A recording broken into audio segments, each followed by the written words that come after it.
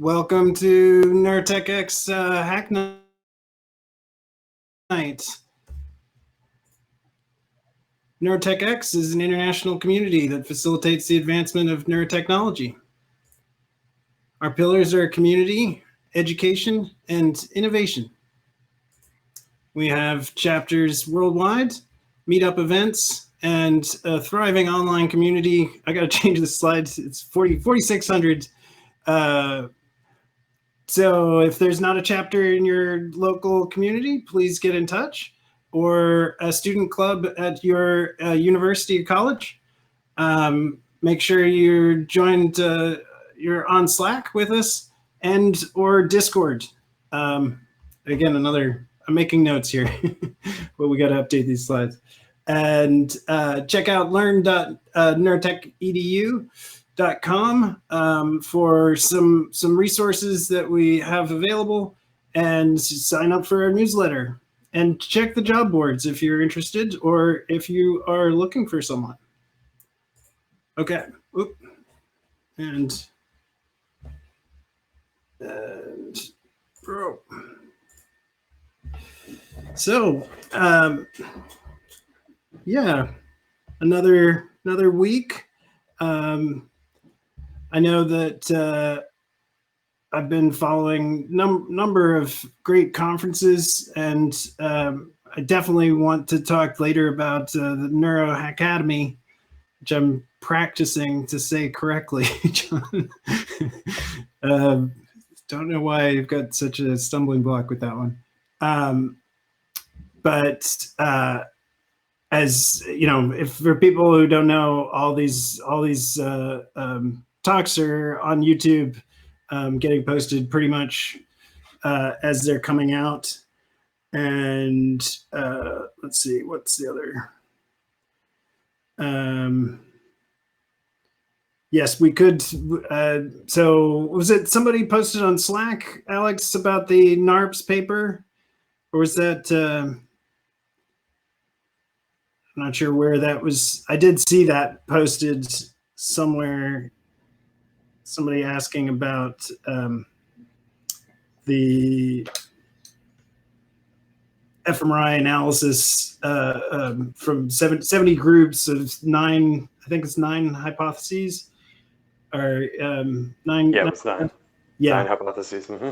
And yeah, there's, but they kind of like went out of their, I mean, they kind of like didn't tell them what software to use, or, you know,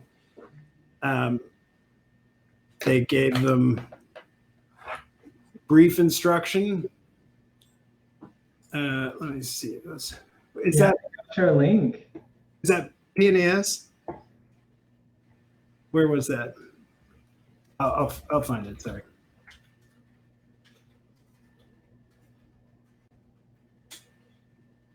Was that Epic? Oh yeah, a link would be fire. Oh, okay. So the context for this, to kind of fill it out a bit, is in neuroimaging and, you know, probably many other fields, but that's the one that these guys are in. There's a million different ways to analyze data, and it's been recognized that that's a bit of, you know, potentially a bit of an issue with respect to reproducibility, and with respect to like broader, you know, knowledge development. You don't want there to be, or you would like at least for there to be broadly like one answer to a question. If you have a hypothesis that you want to test as to whether or not your data tells you X or Y, then okay, sure, there might be like a few different ways of doing it, but you would at least want them all to give you the same answer if there are multiple methodological options. So so this, Come on in. oh, hello. So that was the idea behind NARPS, was to, in a kind of unsolicited fashion, just allow people to enter this competition, or this. I guess it was a competition. Was it a competition or just a? I mean, they just submitted their analyses, right? I think, yeah, I think it wasn't so much. I mean, it wasn't like what was the like a Kaggle, but yeah, but I mean there was another a competition at HBM like there was a 2000. tractography one. No. This was the fMRI one. It was Okay. I'll remember. It was like 2007, 2008, and Christian Beckman like quote won it. But it was like 13 subjects. It was a very small data set. And anyway, but So, that was I like, mean, so in any case, like the idea behind this was less to kind of have a Kaggle type competition where people submit and you find the best analysis. It was rather as a kind of sociological study. Really, is like if you give a bunch of scientists the kind of free rein to do what they want to do with some broad instructions about what it is that what the hypothesis is that you're testing. How do they actually do that, and what's the full kind of end-to-end analysis workflow, and then what are the conclusions that they get at the end? So there was I don't know how many, like 50 entries or something. 70. Right. Yeah. And do you want to kind of summarize the results? Well, I mean, I honestly didn't. I haven't read it. Yeah. But what there wasn't a lot of agreement, and and certainly the other big thing was that like when not given any guidance, they were amazed at the variety of analysis pipelines that were used. Yeah. And I suspect they weren't amazed, I suspect they expected all of this, and in a way, like everything was expected from the start, but it was a kind of demonstration of, to the extent that this is an issue or something that needs kind of tightening up. Well, one more thing. Oh, sorry. Yeah. One more thing I found interesting about this analysis was they really focused on the predictions as well. And I feel like the predictions was interesting. So it was not only like which hypotheses, came out the best and the most whatever, but like before doing the analysis, which ones did people believe were the most likely to be true? And they were quite horrendously wrong in their predictions. But that's just very interesting. So I see now that there is a prediction market in advance. Yeah, I remember that. Yeah. That was getting a lot of chatter. People were putting in their bets, like fantasy football. Yeah. Yeah. I mean, there's a lot you can learn in this. I'm not sure how much it's about analysis pipelines or how much we think we know about our results without analysis. And so what they're saying is, that they overestimated the likelihood of significant findings, even by researchers with direct knowledge of the data sets. Right. I feel really sympathetic to this. Like I'm a bit of a methods kind of junkie in general, but maybe in more recent years, I kind of have tempered that a little bit, and insofar as like the latest greatest new analysis, like funky analysis method that someone's come up with that sounds moderately interesting, there's a bit too much of that bottom line, and it's all it's novelty, and it's because the people who work in the field they kind of tend to be technically oriented people and they're interested in new technical ideas, but sometimes they there's not a whole lot of like benefit to having a kind of extremely broad set of analysis methodologies. I mean, the benefit is that grad students need projects to work on, and and it's a good way to cut your teeth and get some some papers out, and there's still a lot of really open questions, or still a lot of like active research areas in terms of how to deal with some of these statistical inference problems, which I'm surprised that nobody's brought up Carl Friston's markup blanket paper markup blanket paper that is, I think, on bioRxiv, or isn't it? Anyway. He has a new paper on archive every 2 days. Yeah. Insane. But anyway, the prediction market, I'm interested. I'm sure the people who were doing that were doing that well, and I hear that being used for elections and things,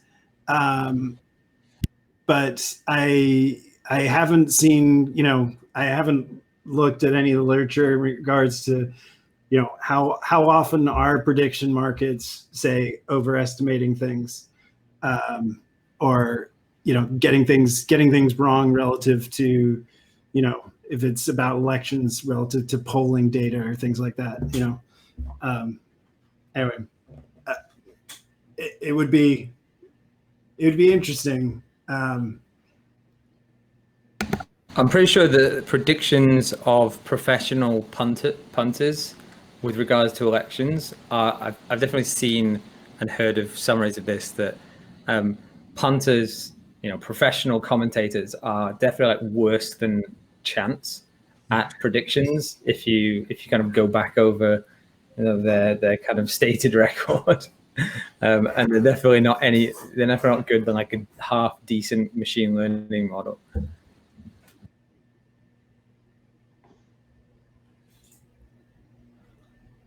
I'm blanking on the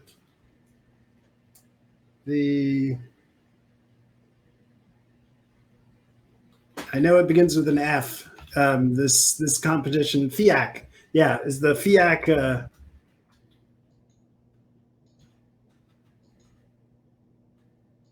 Yeah. So this was. Oh, was it 2006? My lord, it was a long time ago.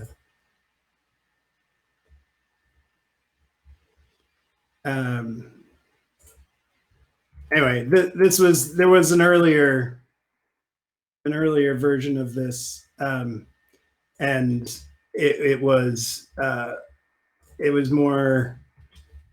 I mean, it was also, I guess, when HBM was maybe a little smaller, but this was like, it had all the kind of like the major packages analyzed this one data set, and then they met and talked about. I'm not sure quite how they decided. I think they wanted to see like who had the most creative analysis. I mean, it wasn't so much like who got it right, so to speak. And for those who aren't familiar, Christian Beckman developed Melodic, which is the ICA analysis tool in FSL. So it's a different kind of. Everybody else was pretty much following a GLM model, modeling, and anyway, Christian Beckman quote won that.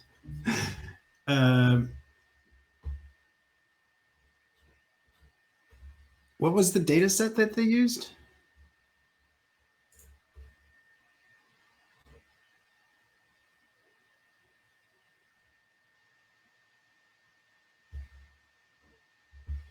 Huh.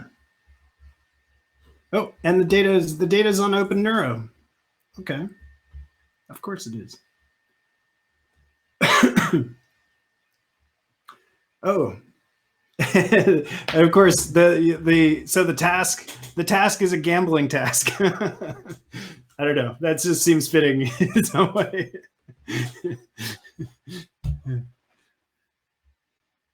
So yeah, 108 participants during 2 versions of a mixed gambles task, which is used to study decision making under risk. That's funny.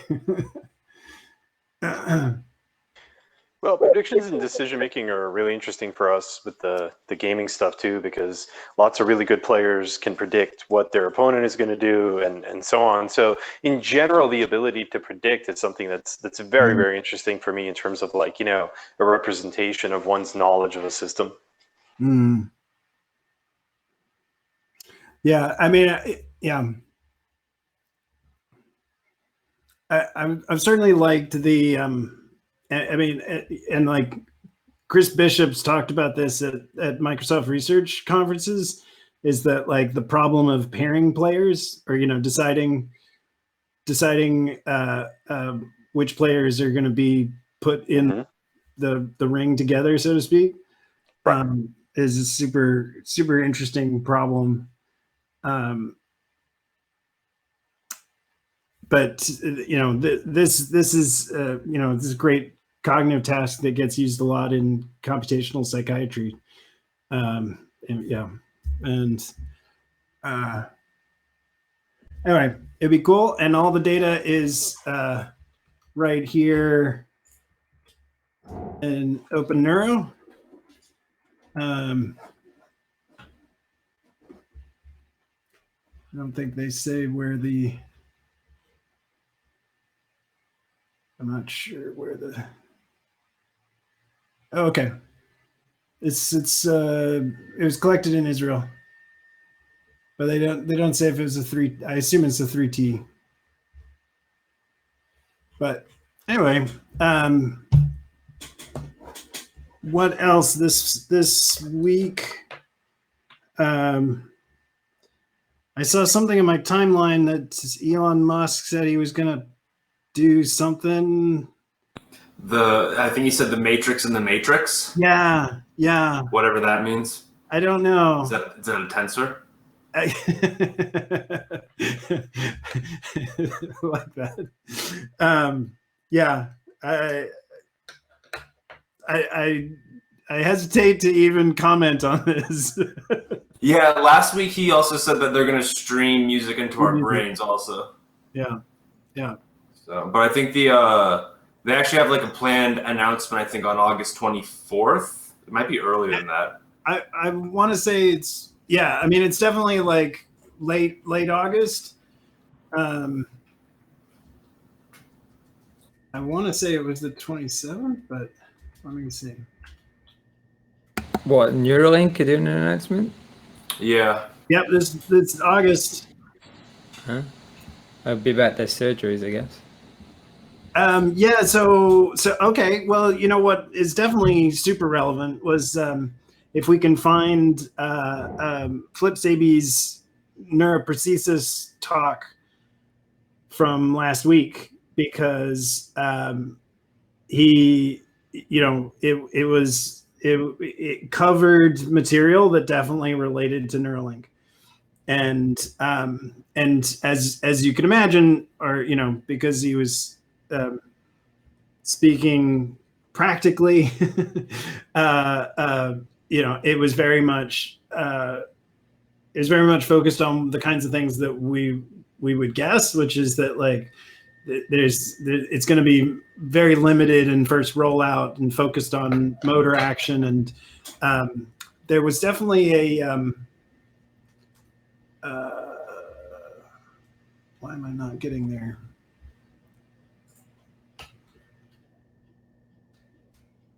Hopefully they've got those talks.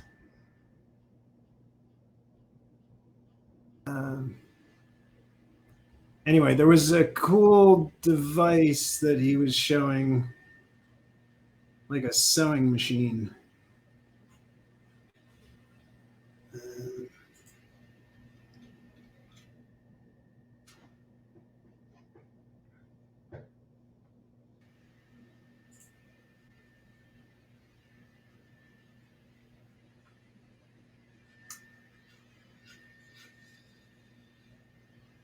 So, I didn't realize he's down as Philip Sabies is down as co-founder of Neuralink. I didn't know that.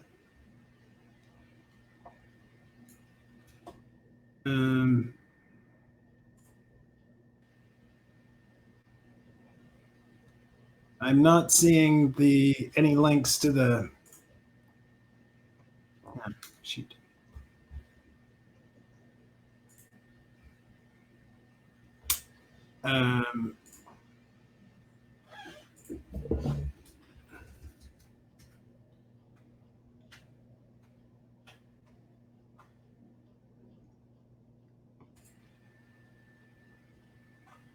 Let's see.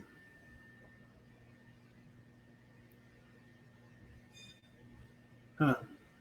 Okay. There.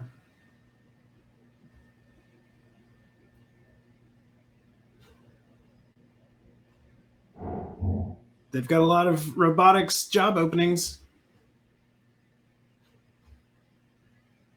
I mean, again, this is why it makes a lot of sense that all their job postings are for robotics and Neuralink. Yeah. In the sense that it's focusing on the medical robotics necessary. Yeah. And not so much and certainly like the first applications will be the kinds of things that we've seen from neurosurgeries in terms of decoding and motor control. Yeah, I agree.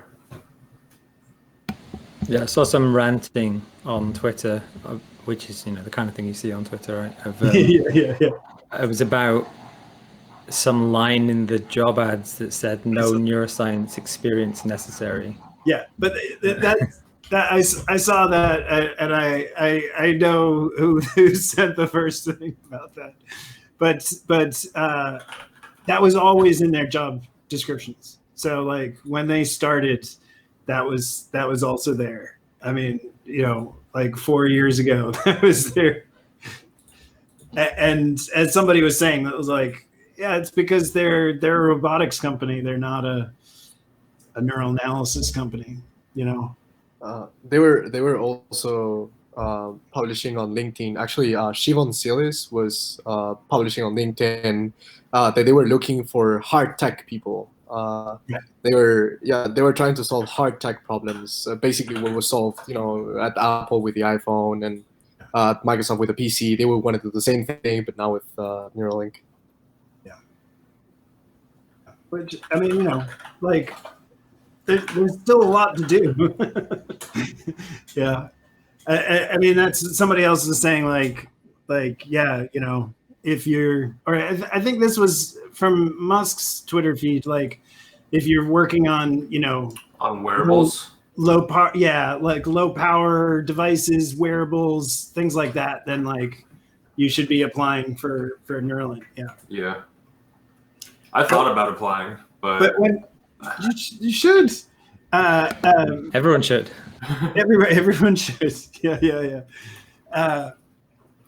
But when you talk about streaming music and watching video and all these other things, like how many implants are you putting in? Yeah, because it'd be a hard sell to be one of those first people to get the implants. Like at the rate technology advances, it's like your shit's going to be obsolete in like a year or two.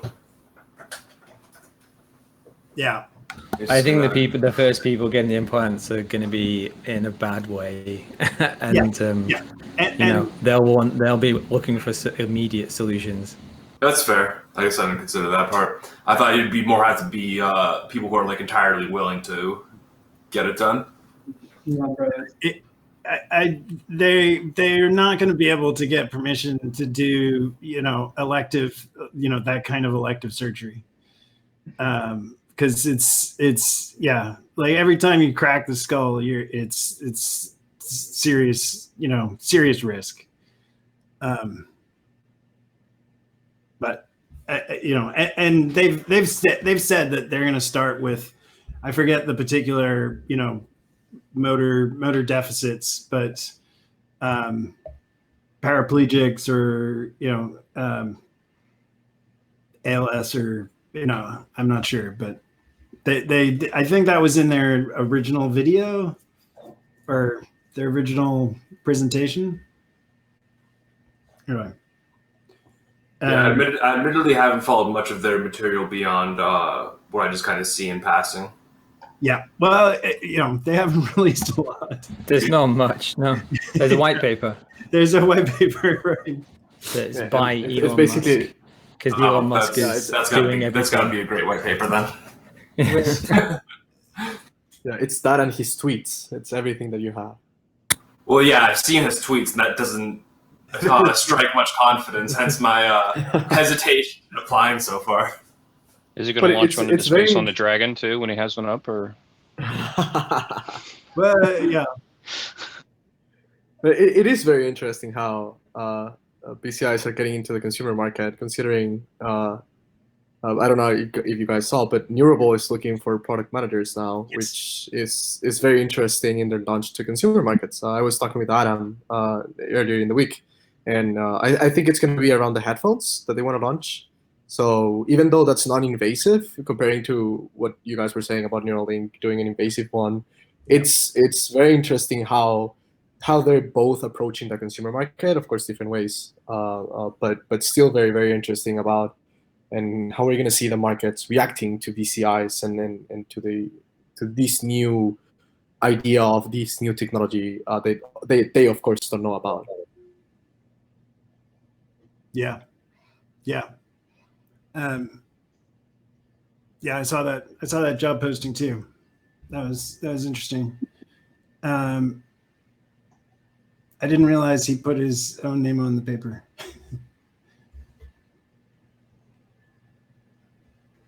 On the white paper. Yeah, I'm just looking at the white paper. It's hilarious. It's like Elon Musk and Neuralink.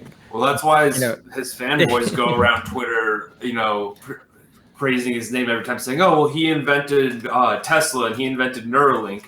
And right, because his name's on the white paper and he owns it. But yeah, I mean that paper, whatever the content of that paper is, like the substantial parts of it were not written by him. Right. Yeah. And he didn't even invent Tesla. Like, he didn't even create it. He bought it. Yeah. So it's. I mean, he did the same thing with Neuralink, right? He bought it. He wasn't involved in the creation of it, was he? I don't know. I didn't know that that Flip Sabies is down as co-founder, but this is one of those Bay Area things I don't fully understand in terms of what that actually means. Yeah, I thought it was something he acquired. Sure. I mean, in Sabi's case, like I thought he was chief scientist or something, whereas co-founder seems like a kind of,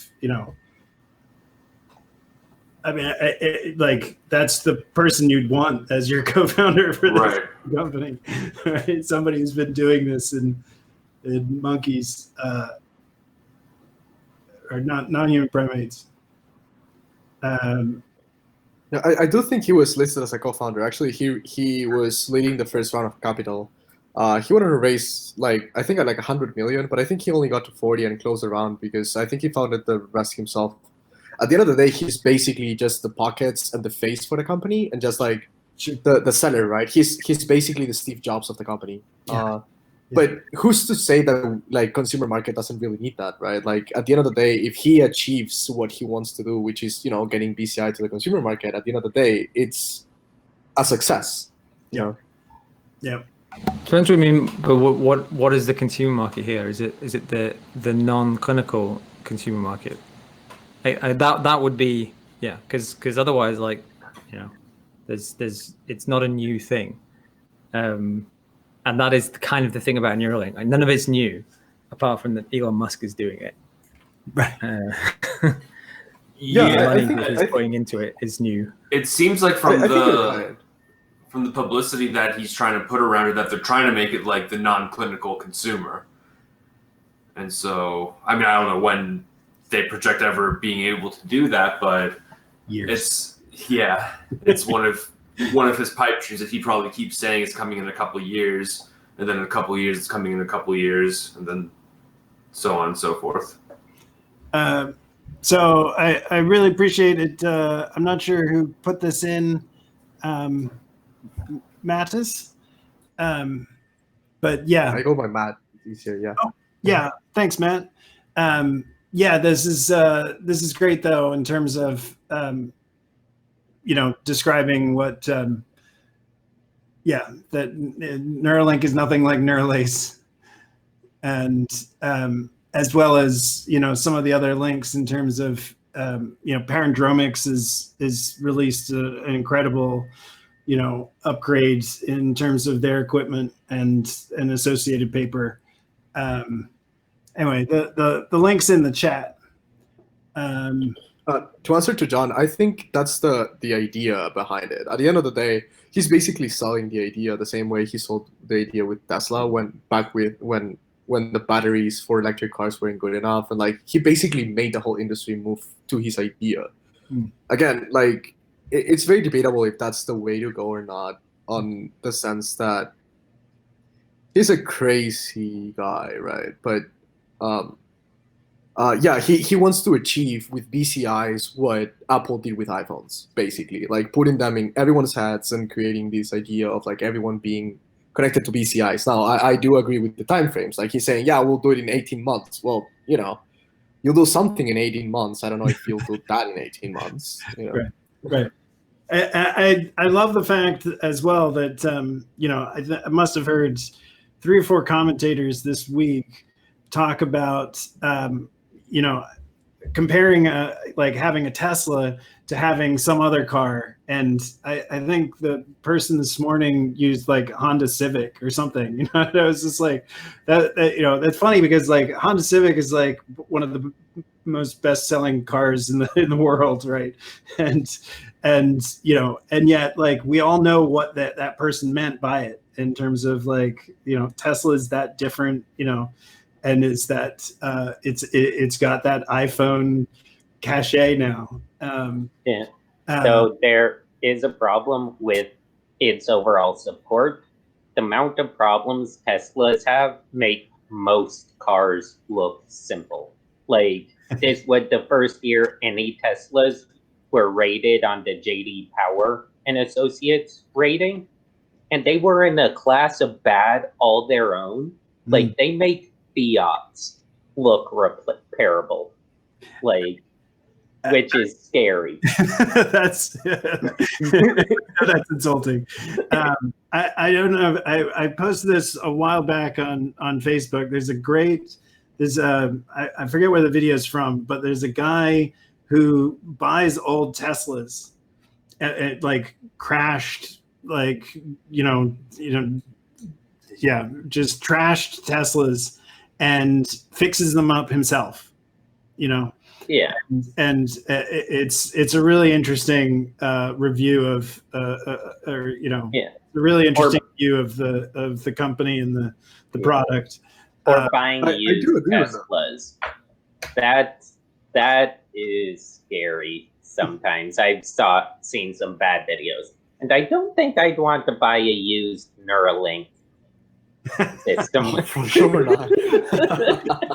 Well, for taking it apart, I think that's very. I mean, how much of a discount are we talking about?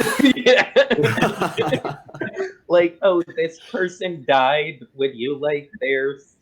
Like, headset? You see, I would take. Does it come with their memories? I mean, but at the end of the day, if you clearly compare, like you can see that Tesla is the first auto company that's not really an auto company. They're a software company that makes cars, and you can see it clearly. For example, comparing a Tesla Model S with a Porsche Taycan, for example, in which they're both electric cars, but they're not both smart vehicles. If you see Doug DeMoro's review on the Porsche Taycan, he was saying this is a great car, this is a great machine, right? But the software, the computer behind it is shit.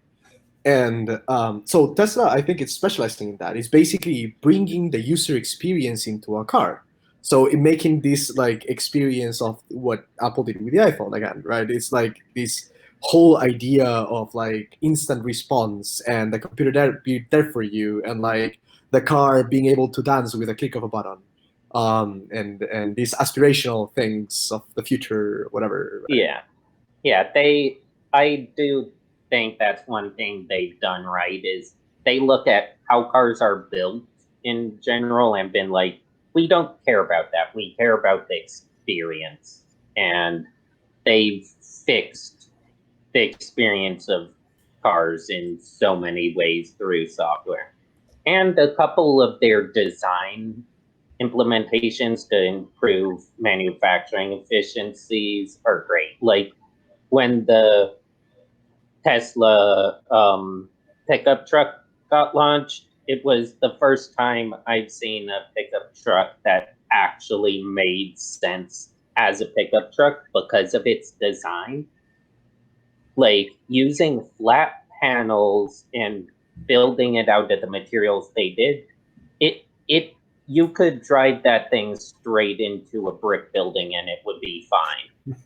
And that's actually how pickups are used. You use them for moving very heavy things in very crappy environments, and they built a vehicle that can do that better than anyone else.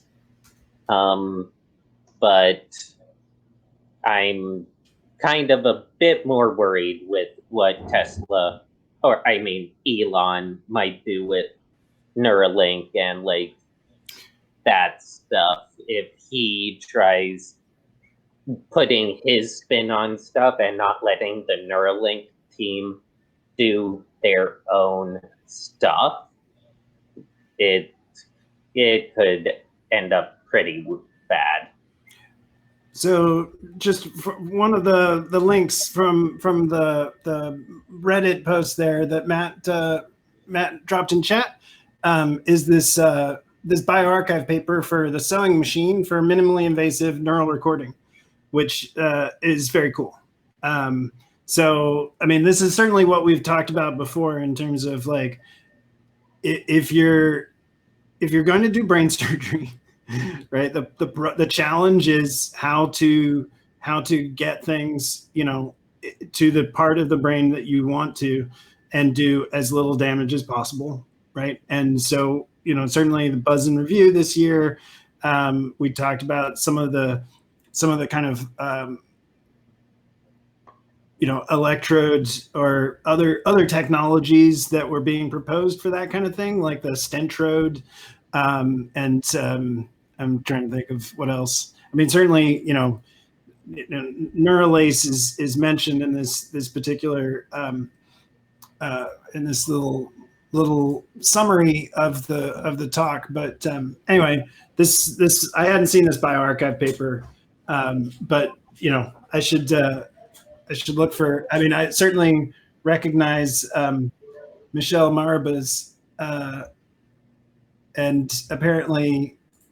This Tim Hansen, heaps of praise for Tim Hansen, and who's the first author on this particular paper. So looks really interesting to follow up. Anyway, for those that are interested in the invasive recordings, and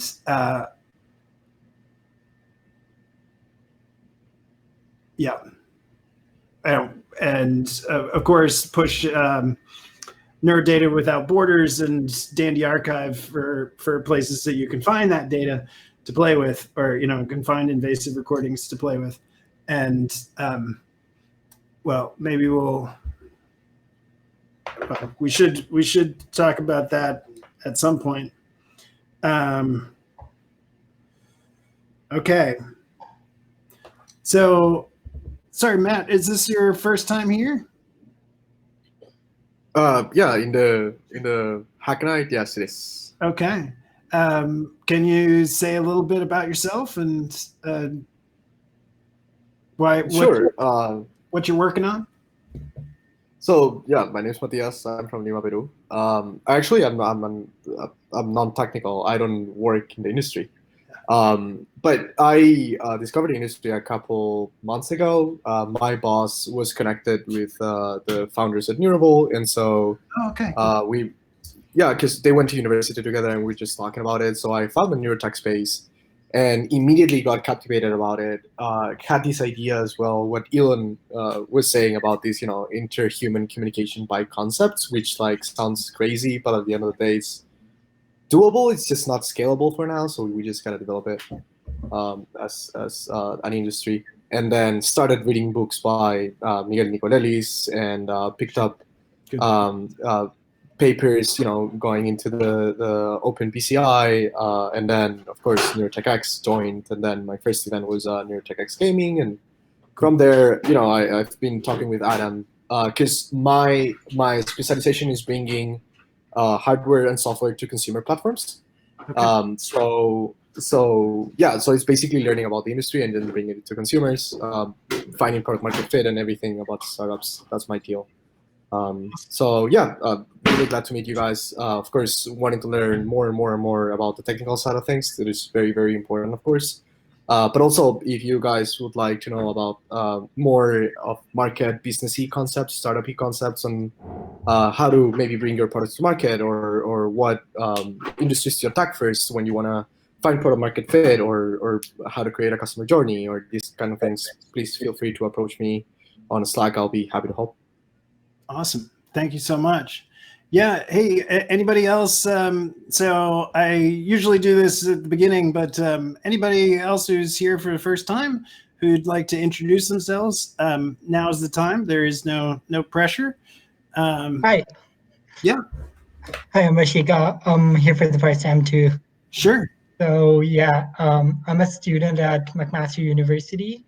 Cool. And I'm actually working on a research project right now, which is using the Muse to do. I'm building a sort of classifier between two.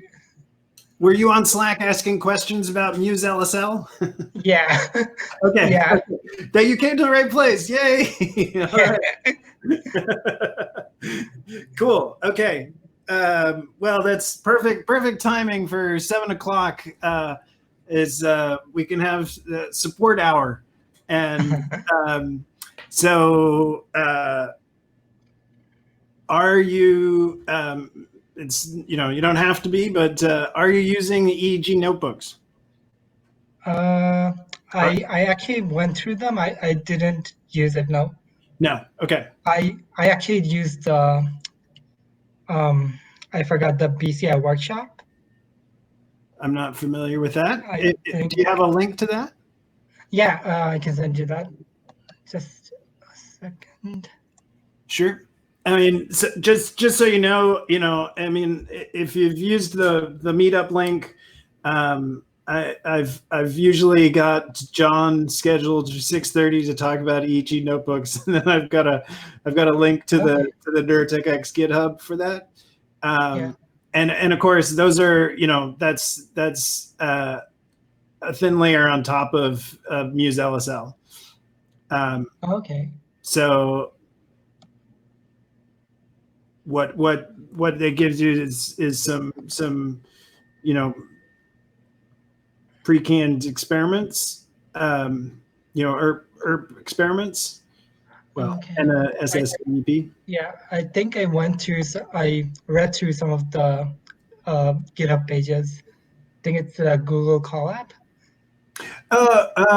Yeah. So I think there's some other material on if you go to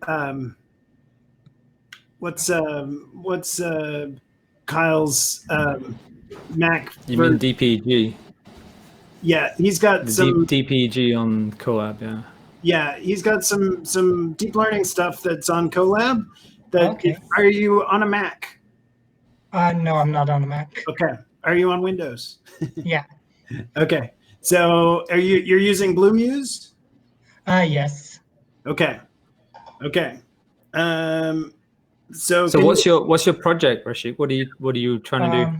So right now, the question I asked is different from my project. My project is so I'm trying to solve I don't know if you're familiar with the cocktail party problem. Yeah, sure. Kind of. I'm trying to identify which. So I have two speakers at place, and I'm playing two different sounds on the two speakers, and I'm trying to identify which sound source the listener is attending to. using EEG data. Okay. Yeah, there were a couple of papers that did that. Yeah, so I'd still maybe call that more like a kind of standard classification. Yeah. Problem of EEG in the sense, I mean, unless you're, because you're not presenting them both at the same time, I assume. You've got section. I have them. I have them both at the same time. Yeah. So you just see them separately. And so I am doing I'm collecting data twice. Once with the user attending to the left speaker, and once with the user attending to a right speaker. But So there's both speakers are continuous stream from both speakers. Yeah. Gotcha. Okay. So you're just looking for the attentional effect. Yeah. Gotcha. Okay. And when you're looking at this, what's the literature? I'm familiar with this in terms of a visual paradigm, visual search and like looking for, alpha power changes associated with where you're attending. Yeah. What's the literature that you've been looking at, say, for auditory? So it's pretty simple actually. I'm just so what I did was just there's actually a paper on this. Do you want me to share it? If you can drop a link, that's awesome. Sure. My project is largely influenced on this, so. Sure. Did I lose the link? Oh, you posted another thing too. Okay. Yeah. Okay. So, right. Well, John is our Neurotech Toronto organizer lead. Okay. Nice to meet you, John. Nice to meet you. So you're in Toronto? Yeah, I'm not right. really. I'm right now. I'm in Kitchener. Cool. Yeah. Didn't catch that. Great. Who are you working with on this project then? I'm working with Dr. Steve Mann at the University of Toronto. Great. But okay, the work is remote. It's remote work, so I don't have to be in Toronto. Right. Cool. Yeah. We had Steve in here a couple weeks ago. A couple months ago now, wasn't it? Oh wow, yeah, it's been a while, but yeah, he works on a lot of cool stuff. Yeah. Yeah. Have you talked to him about working on BCI and like EG stuff? Yes. Yeah, that's what I'm doing right now. I initially went to him to work on augmented reality stuff, but then I discovered this and this seemed more interesting. Oh, okay. I recognize some people from this paper. Yeah. John Fox is actually one of the people on the paper on the 2000 alpha power paper for visual attention. Okay. Single trial.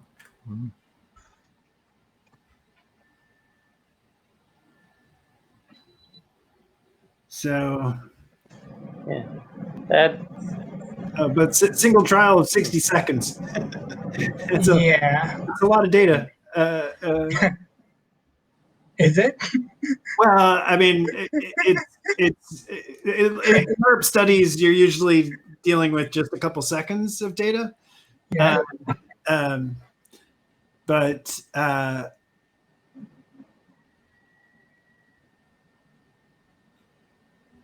so it'll take a second just to look, but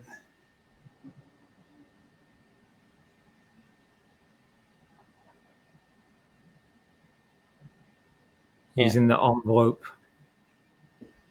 Yeah. passing it through a decoder. Yeah. Since you said you originally wanted to work with Steve Mann on augmented reality, but are now working on BCI, have you thought about using both? Yeah, that's what I'm thinking right now. That's Yeah. kind of why I asked the question about using Unity with Muse on the Slack. Yeah.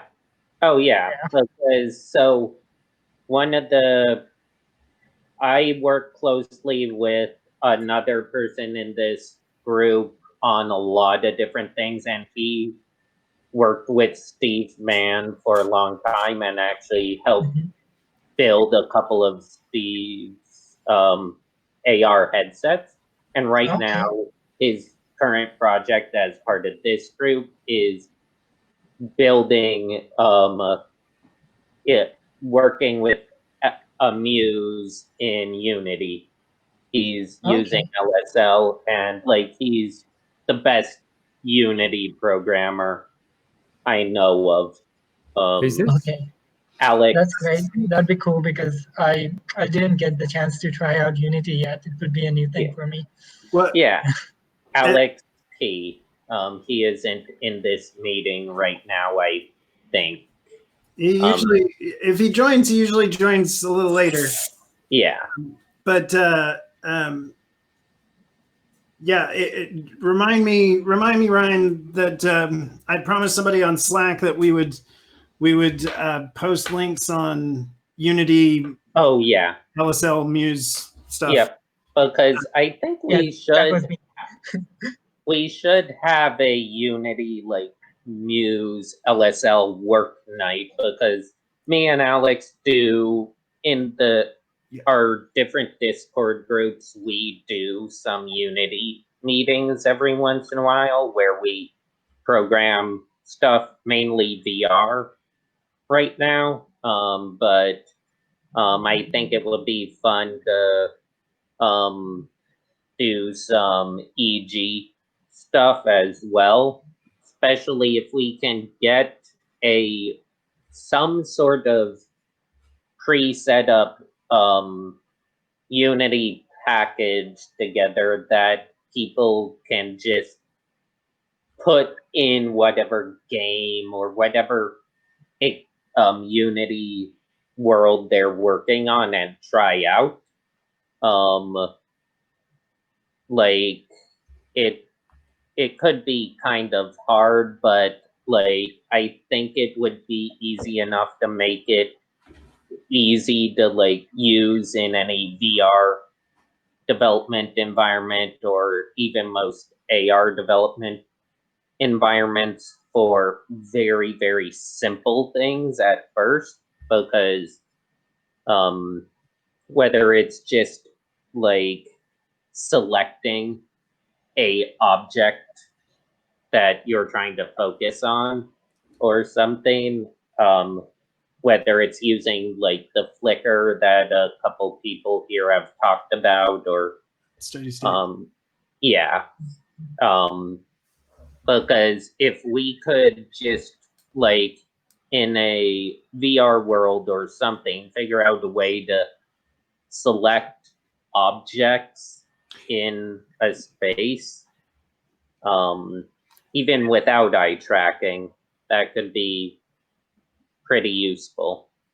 But it'd be yeah, and yeah, it'd be cool to have you know, like I mean, there's a bunch of retina paradigms for just retinotopic mapping.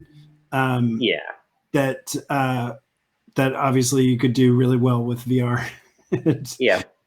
I mean, in the sense, just you've covered their eyes and have, you know, hopefully, I mean, it'd be easy to add the eye tracking too. But yeah. Just wanted to say, I'm looking at this paper, and certainly a chunk of this paper is about what to do with 128 channel data. Yeah, that's true. Which, you know, is not your Muse problem. I know. I actually wanted to try out how I'm not really expecting to do work that well. My goal is to find out how well the Muse can handle with just 4 electrodes, how well can it handle the task? Because with Muse, and did you say you're using a 2? Sorry? Did you say you're using a Muse 2? Yeah, I'm using a Muse 2. Muse 2, yeah. So is it 5 channels now? I mean, no, it's 4 channels, but I think you can add an extra channel. Okay, and then yeah. But in this case, I mean, you're just using basically the 2. I'm just using the 4. Yeah. I mean, like, I don't know what you're really getting from the frontal channels necessarily, but okay. So when you said the basic idea here is, I'm looking at figure 1. So you're basically looking for whether the power of the speech signal is present in the EEG data, and whether you can see more of like a signature of the power of the attended versus the unattended signals in the EEG data. That's basically the method, right? Yeah, it's more like so what we're doing is checking the correlation between the EEG and the audio data, and then trying to see the differences in that, and put that in a classifier. Cool. That's really interesting. Like if this research, like attention selection, is improved further with audio, like high-end audio, this could be a big deal for spatialized audio, ray tracing, for video games, movies, music, pretty much any form of audio. Like right now, the limitation on actual high-end ray traced audio is mostly compute power, but also figuring out what people actually notice about sounds when they happen and where they happen. And about 50% of what people perceive in most forms of media is I don't know the actual numbers, but a big portion of how you perceive most forms of media is the audio. Like, it matters almost as much as the video if it's a visual that performance. The audio matters just as much, whether something matches what you're seeing. Because if you don't hear sound, or you hear the wrong sound, it cognitively can really confuse people, because I don't remember if it's been researched whether it's like the brain can't figure out which is lying to them, whether there's supposed to be audio or whether the visuals are wrong. And that type of situation is something that movies, video games, and like musicians have been trying to understand at a cognitive level for quite a while now. And this study looks like a very good look into that. Yeah, I'm looking at now at one of their references, and certainly I wonder how much they are drawing from the. I mean, these are all spatial temporal. I mean, the previous paper that they're talking about having done this is an MEG paper, so it's also got a lot of sensors, and anyway, So, but can you say more? You know, at least I think what you put in Slack, or I mean, what are the problems that you're are you having problems with like connectivity, or are you having problems with, you know, the data quality, or is it you know, like having issues with this kind of attentional, you know,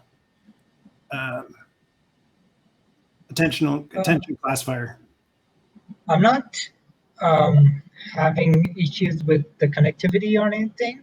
Okay. It's just I actually went through the whole thing, and accuracy turned out to be pretty low as expected.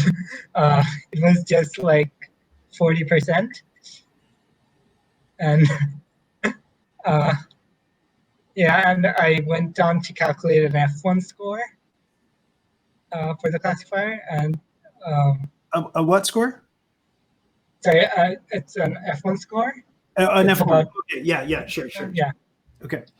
Yeah. So yeah, I got 0.4 on that, Gotcha. and I showed it to Steve, Dr. Mann, but he said that he still said that it's okay, and he asked me if we can. Is there a way we can use evoke potentials on this? I'm not really sure. Well, how are you doing the stimulus presentation? Sorry, how are you programming the stimulus presentation? Like the audios? Yeah. So are you matching this paper? I have two recorded audio files, and I'm using a Python to. I'm using threading to run the audio files and the data collection simultaneously. Right. Because one thing that maybe you want to keep things minimal, but one thing you could consider for coding the experiment is to to use EEG notebooks, but specifically to like write out the experiment in PsychoPy, which is a Python library for psychological stimulus delivery experiments. And the advantage of doing it that way is you would be able to introduce some markers to kind of tag when events are in the stimulus delivery, and that especially if you want to do ERPs, then that's kind of how you do an ERP analysis. You need to divide you use trials that are a couple of 100 milliseconds long, and you do lots of them, and you average. Okay. Are you talking about evoking? Yeah, evoke ERPs. They're called evoke response potentials. Okay. Yeah. Yeah.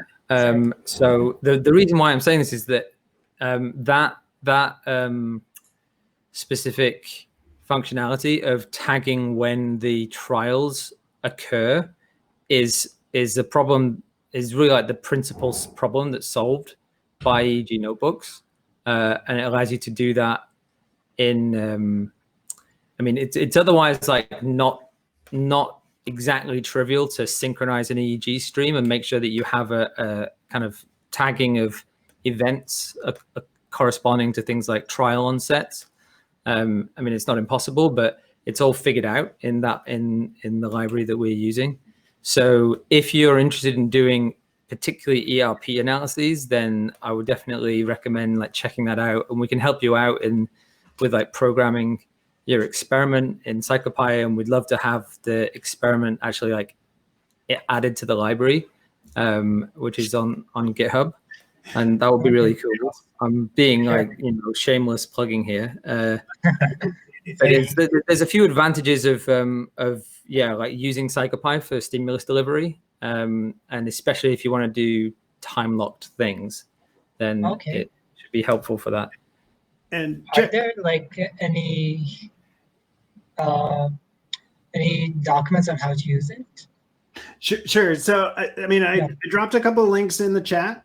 Okay, one for PsychoPy, and you know, like what you can't find there are a number of really good tutorials on PsychoPy, and I think yeah, and maybe John just dropped another one, and I also, this is actually a paper that I wanted to talk about, which is this this mega timing paper that just came out, and which is a nice demonstration of John's points about, you know, that this is a pretty hard problem with EEG, and you know, in particular, right? Like fMRI people honestly don't really care so much about their timing control as you know, electrophysiologists do, and not everybody has a black box toolkit, but this is it's actually a hardware device. It's funny because I was just looking at yeah, let me drop this particular link in.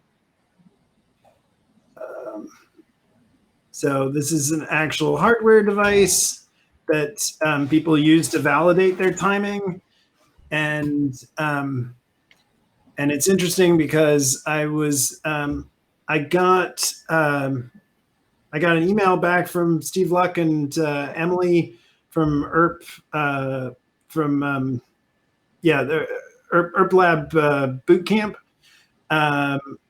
which they gave us the faces and basically the images that they used for the particular study in ERP core, you know, the N170 in ERP core that's based on the paper from 2011.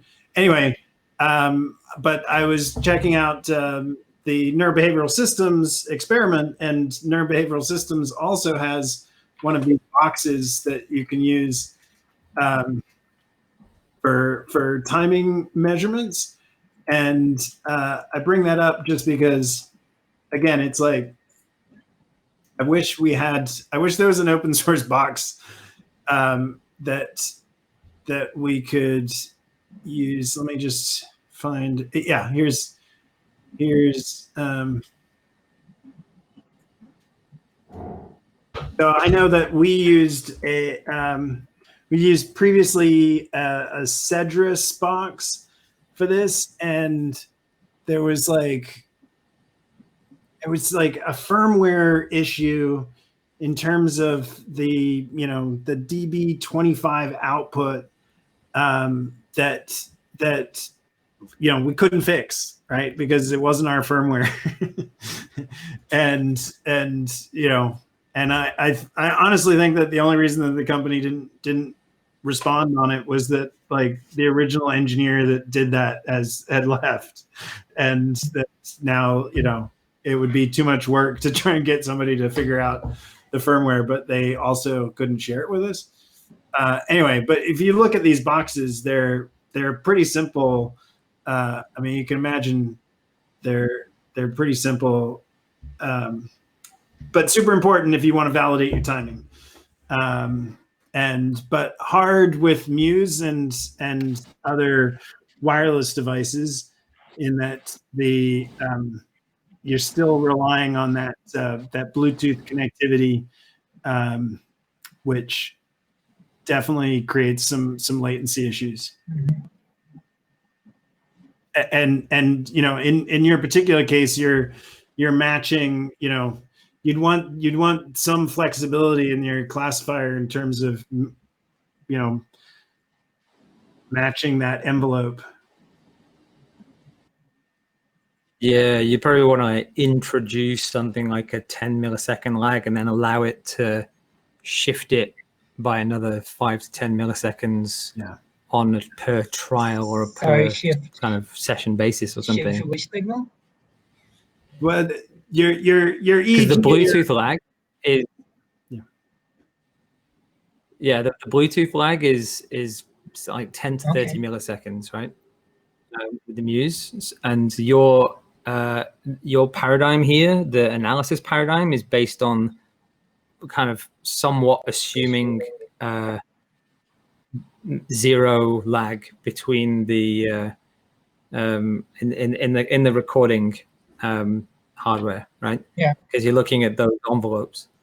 I mean, it has lags, but it looks like, you know, it's looking for the envelope. Mhm. So you might have to kind of add in some special consideration for the fact that you know you're getting a delayed signal with the Bluetooth. Okay. Morgan, I'm just looking at this this article, and this is interesting, and you know, thanks for sharing. And there's two things that kind of jump out at me. Yeah. One is so basically, like, PsychoPi comes out on top pretty much, and it comes out on top over Psych Toolbox, over Presentation, over ePrime. These are all like commercial software packages that have been developed for decades for stimulus delivery, and they're not doing better than the new kid on the block free version. So that's nuts, right? Well, I don't think PsychoPi would be doing better than ePrime, for example. Yeah. Well, so, you know, I mean, again, remember how old ePrime is, or certainly like, and you know, like 2000. God, was it 2000? Maybe like 2002. You know, we were doing like kernel extensions to Linux to get guaranteed timing, right? You can't do that on Windows, right? Like you're somewhat, you know, so again, like going back to, because Electrical Geodesics is partnered with PST and like the brain innovation that makes Brain Voyager, like that was a group of tools that would get sold in things like fMRI suites. And, you know, so this is like going back to the 90s, and, you know, again, like, you know, what Windows APIs would you use to get your guaranteed timing? And, right. You know, so, I mean, I will say, like, Psych Toolbox, or, you know, Psych Toolbox, like, and mainly because, you know, vision people are, you know, vision scientists are so particular. Like, I certainly thought of that as like the, you know, the gold standard in terms of what your timing should be. And a lot of that, or at least a lot of that originally was written in C. Oh, there's MATLAB Toolbox though, right? Which one? Psych Toolbox. Psych Toolbox. Yeah, but it's like, you know, MATLAB itself is basically a wrapper on compiled code, right? Yeah. I mean, and so Psych Toolbox has a lot of mechs, is kind of what I'm saying, you know. Right. And my second observation is this sentence: across operating systems, the pattern was that precision was generally very slightly better under Ubuntu than Windows, and that Mac OS was the worst. Well, but I bet Screw you, Max. So I mean, here's a funny thing. You know what killed Mac's timing was the shift to Next Step. So for a long time, Mac OS Classic was the perfect system for stimulus delivery, because that was mainly because it didn't have a multitasking OS. So you could really take over the system. And anyway, like for a long time, EGI was still selling Mac OS Classic stimulus presentation software. Oh, you're taking away from my Mac Mac hating hobby. Yeah. Well, it's you know, it's shifting to Unix, and then I mean, Apple in general. Certainly, like, this has been the big problem with all the recent Mac releases, is that you know, that you've lost that, you know, they're not trying to maintain any kind of Unix model. and so they've just got less timing control. I mean, that would be my guess. Where do they have their?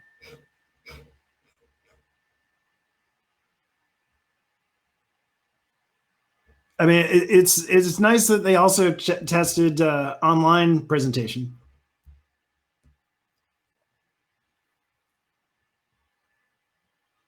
Yeah, I mean, so this is 10.14.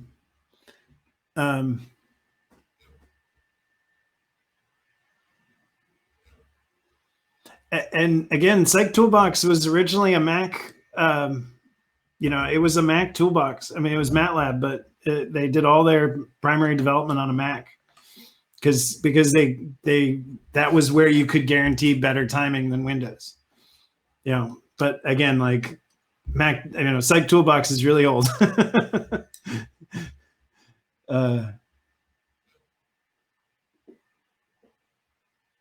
Anyway, I would really like one of these hardware testing devices, and even better, something that we could modify, that we could control, or make changes if need be. Because like that kind of thing is the type of thing that I think of for the whatever consumer grade neurotech kind of space is just something you have to take on the chin, right? I mean, in a research environment with a lab and with a dedicated technician, then checking all the delays, checking all the lags, making sure you've got triple coated wires or whatever, like dotting the I's and crossing the T's, right? That's what a research kind of level environment is going to be, but that's not the kind of environment we're working in when we're doing stuff with Muse, right? We kind of have to take a lot of things on the chin and just that kind of like massaging and fine tuning of the timing bottom line, but the kind of IO in general. I think that's probably the philosophy that we need to have on that kind of thing. Yeah. Well, I mean, I will say I think it's easier to check somebody's audio than it is to calibrate their screen. And yeah. But yeah, so do you want it's 7:30. Do you want to chime in on the open? No exciting updates. Just small tweaks, small documentation improvements, small bug fixes. But we're working hard. I'm super happy that I got my equipment. I want to thank Marion again for lending me this. So not only do I have the high end model, but I think I've also got some pieces of open BCI history here. In terms of, I think this is one of AJ's original boards. They still sell those. Oh, do they still? Okay. Yeah, the Wi-Fi board. Okay. Yeah. So it still says push the world? Yes. Okay. I remember that being his like his email or something from years ago. Cool. Well, and yeah, 3D. I mean, all the parts here are 3D printed, which is awesome. But I need some more holders if I'm going to get more electrodes on. If I'm going to get it up to 16, and I've got some spare electrodes, but not the holders. Hey Morgan, did you happen to see my post about the? I posted a GitHub issue also about the flickering issues I'm having in Linux. Oh, did you now on EEG notebooks? Yeah, just on the SSVP notebook. Oh, okay. So it seems to be a PsychoPy issue, and it's only happening on my Linux installation. On my Windows, it's working fine, but it doesn't read the actual frame rate of the monitor correctly. Like, it shoots out random values that are like in the thousands. And so I'm getting like these strange flickerings that are impossible to generate on monitor, just causing a bunch of screen tearing, so it doesn't produce good data. Gotcha. Is this on a laptop or is this on a desktop? Both. Oh, on both. Yeah. Okay. This is kind of what PsychoPy was designed for. Yeah, that's why I was listening to your conversation earlier. Like, I don't want to chime in yet, but specifically vision science. So I haven't run that one because I mean, I really wish we could get like 5 of those auxiliary electrodes made so that we could send them out to, like that we wouldn't have to all build them ourselves. Like we're I can, you mean for the Muse? Yeah. I mean, if I make one, I'm going to make one eventually, so I could just churn out 5 of them and send them out. That'd be awesome. I mean, that would There's some guy who sells them. Really? Okay. Yeah. In fact, he posted it as an issue on EEG notebooks. Oh, no it was way. like a link to his webpage. Selling. I like the entrepreneur. Yeah, I can't remember if I closed it or not, but I kind of didn't really say anything about it, but I appreciate it. I'll say that now. It would be useful. I mean, I don't know where else,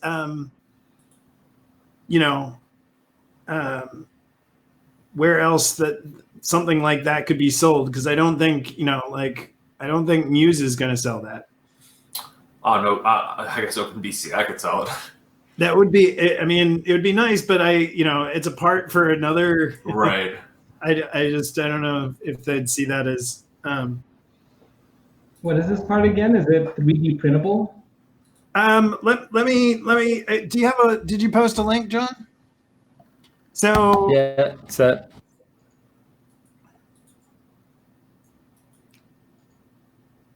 Elliot Mibane, I don't know if you know this guy. Neurotech LA. Oh, no. I know that. I went wow, and met that him is an once. expensive electrode. Oh, is this from this year? This is April this year? Mm-hmm. Okay. I won't charge you $50 for them. Yeah, it is quite a lot. Yeah, that's less than a few dollars worth of materials right there.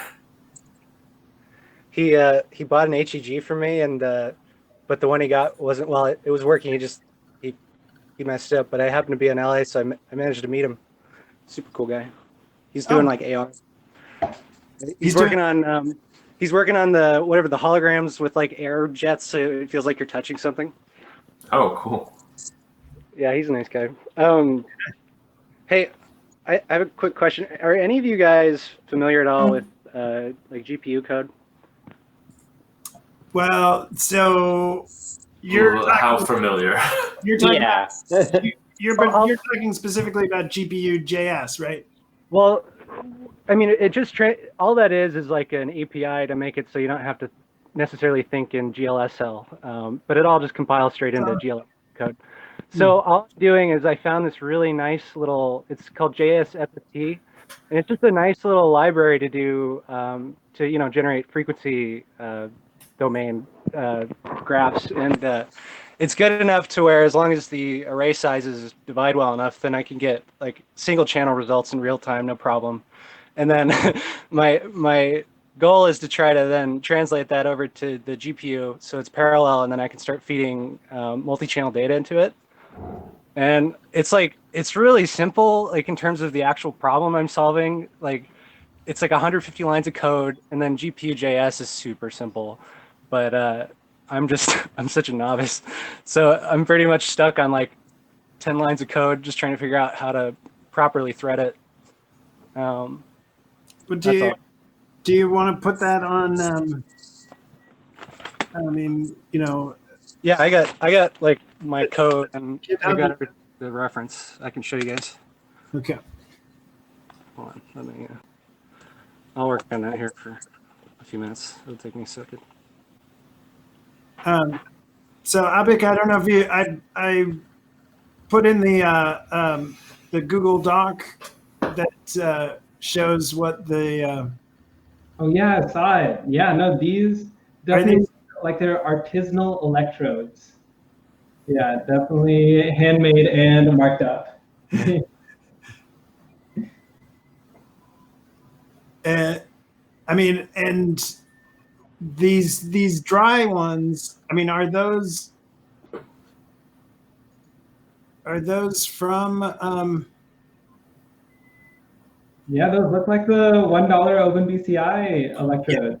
Yeah. Okay. They look like they're just from Florida Research Instruments, which is where OpenBCI gets them. Okay. Because they have the snap-on connectors, which I'm not sure OpenBCI sells those ones directly. I think they just sell the ones that are you can screw into the Ultra Cortex. Yeah. Those look kind of interesting, though also considering they're using micro USB, I know a lot of people who will not even look at those. Like, I know a lot of people who will not buy anything using micro USB anymore because of how bad of a connector it is. And if a piece of hardware is using that, they literally discount that whole product as cheap. Like, what's wrong with it? The actual shape of it or the electronics? Compared to USB Type-C connector, everything with it is wrong. The engineering behind it, the pin layout, its life cycle is terrible. It separates from the PCB too easily. And also because now the cost of Type-Cs come down so much, there are a lot of people who will not even consider hardware that uses the micro USB port. Also, it can't send nearly as much power.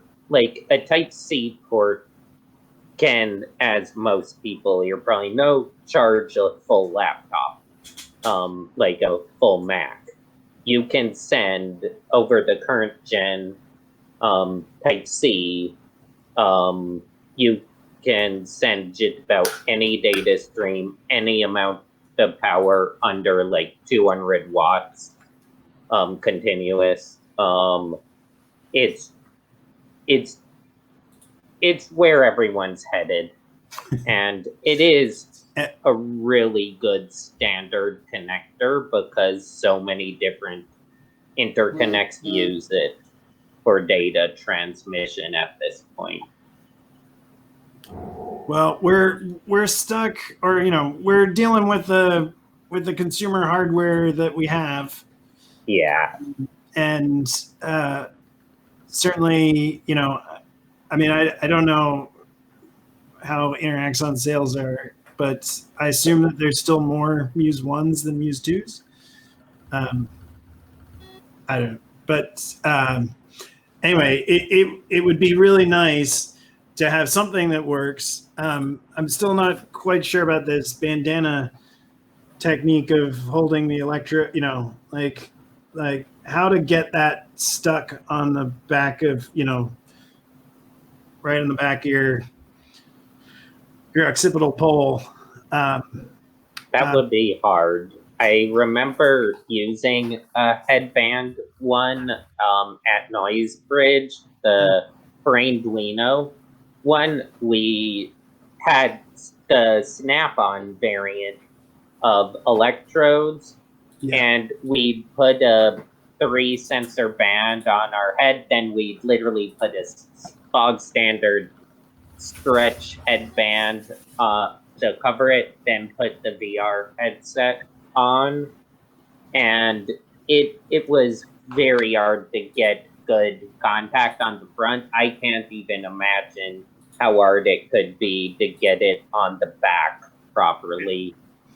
Anyway, I mean, that would be the, you know, the real benefit if we're going to do a steady state Veep.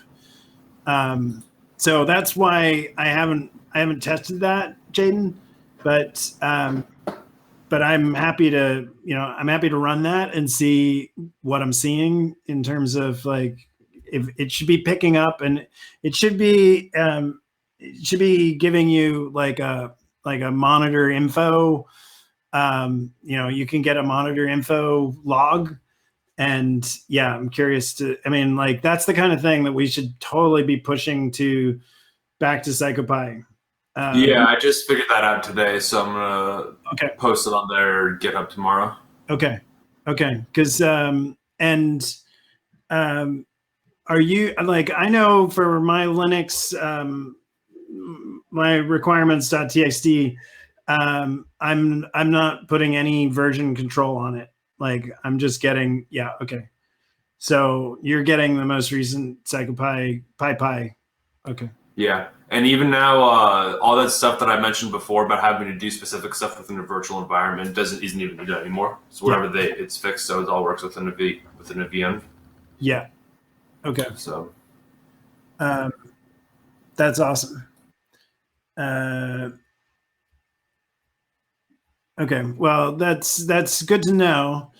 And yeah, if anybody, if you are going to make those electrodes, please make more of them. I am curious if anybody's got good ideas in terms of how to attach them.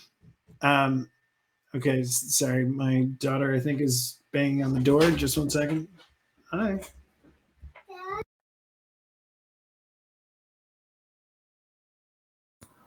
I'm be right back. She's covered in sugar and flour. What have you been making? Dumplings. She's been making dumplings. Okay. Adorable.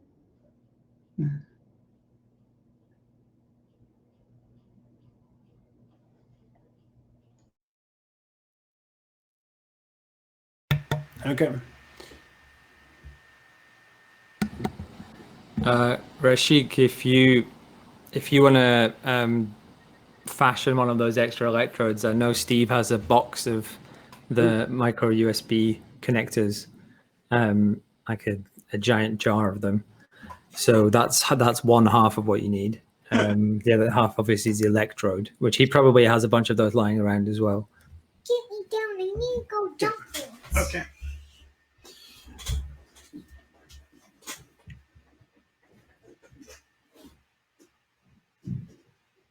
Well, it'd be cool to, yeah. Is there any chance that you could share some of the data that you've been collecting?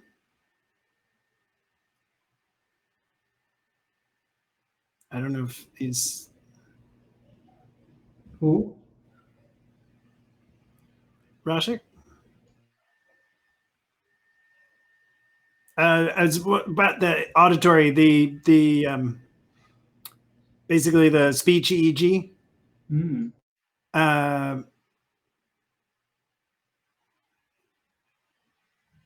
That would be it'd be interesting if they could share that. Different question, but related, is I want to ask Avik about the Muse S. Oh, yeah, what's up?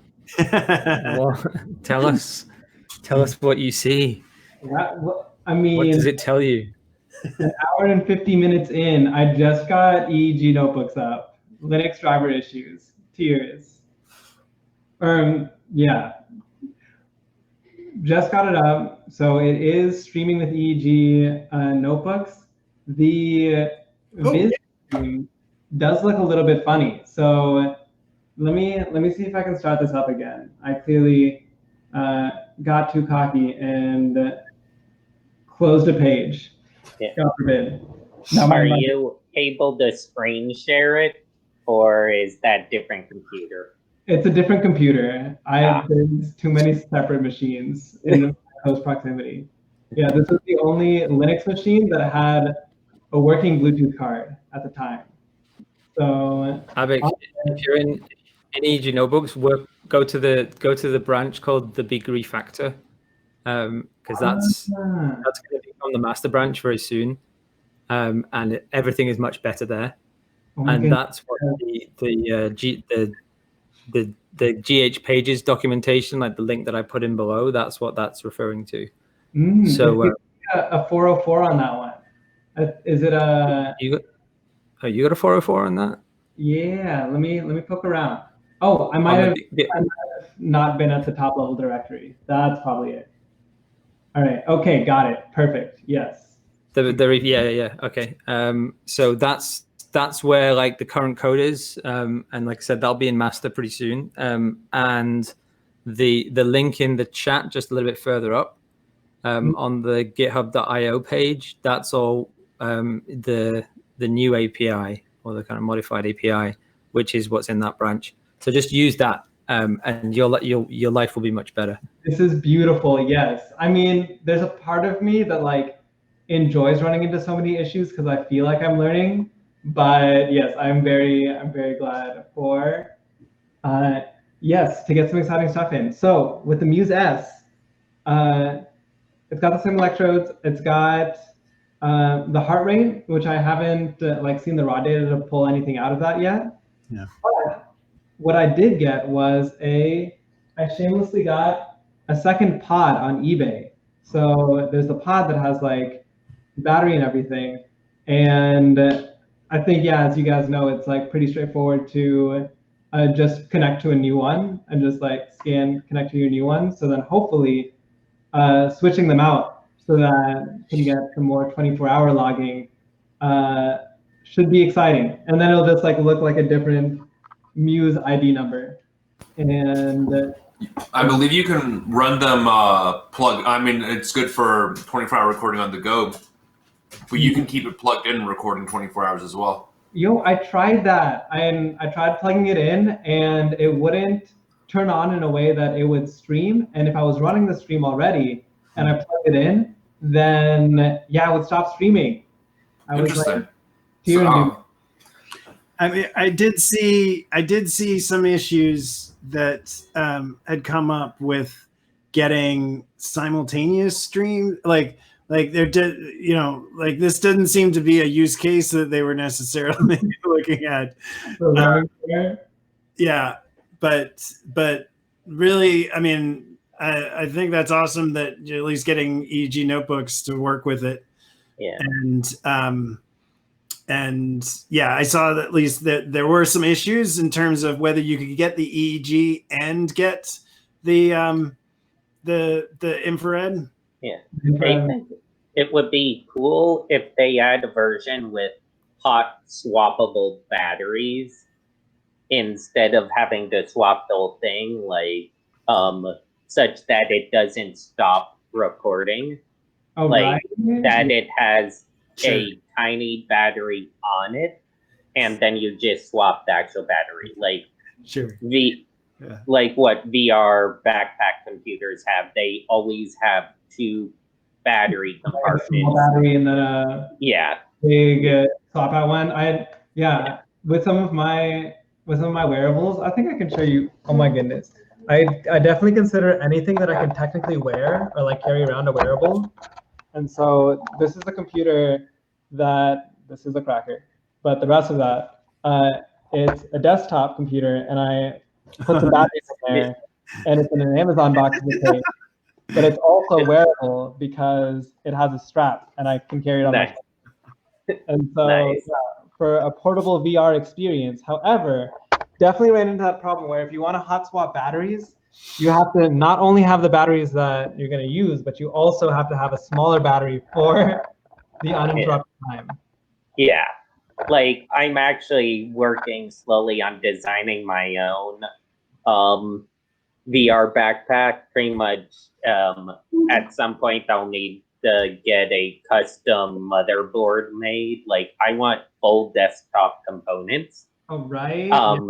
Pretty much do mini ITX with a all water cooled, actually. Instead of bulky air cooling, I'd actually have some high power fans and pretty much a microfluidics version of water cooling a computer.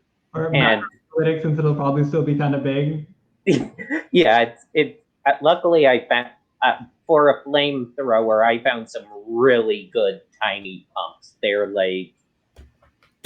the size of a USB stick or a little bit bigger, and they can pump quite a lot of water. Needing a reservoir on that. So for the next iteration of the portable desktop for VR system is a jacket / vest. Yeah. So I got a little dress form here. Yeah. So yeah. I got these computers. So there's a couple of them. And these those TX ones. Yep. And it was gonna be the most cyberpunk shoulder pads. Yeah. Yeah. I'm planning to integrate mine into a vest because I tried every version of a VR backpack computer. The ZVR one by HP is the best by far, but they all are still very bulky. And one great thing I love with those is I can plug in an EEG headset directly into it and get not have to deal with wireless anything, and you can use it. That's 100% the reason why I'm wearable desktop computers are highly underrated, exclusively for that driver issues and your power budget is 10 times bigger than normal power budgets for mobile devices. Yeah. Right now, the best one I've actually seen is a couple people at on the Project North Star team are doing a wearable compute version because that headset was originally designed to be able to be run off of a phone. With the right optimization, you can actually run the AR headset at near full spec off of a Android phone with anything higher than an 855. But they got not I can't remember what model single board computer they got, but they just got a battery pack that works with it really, really well. But I'm planning to build my own battery packs because I have a friend that has a near infinite supply of 18650s, and I can just build any battery pack I want. What do they look like? I hoard 18650s as well for my battery packs, and How many do you have? I have a problem. He has enough to fill about 5 Teslas.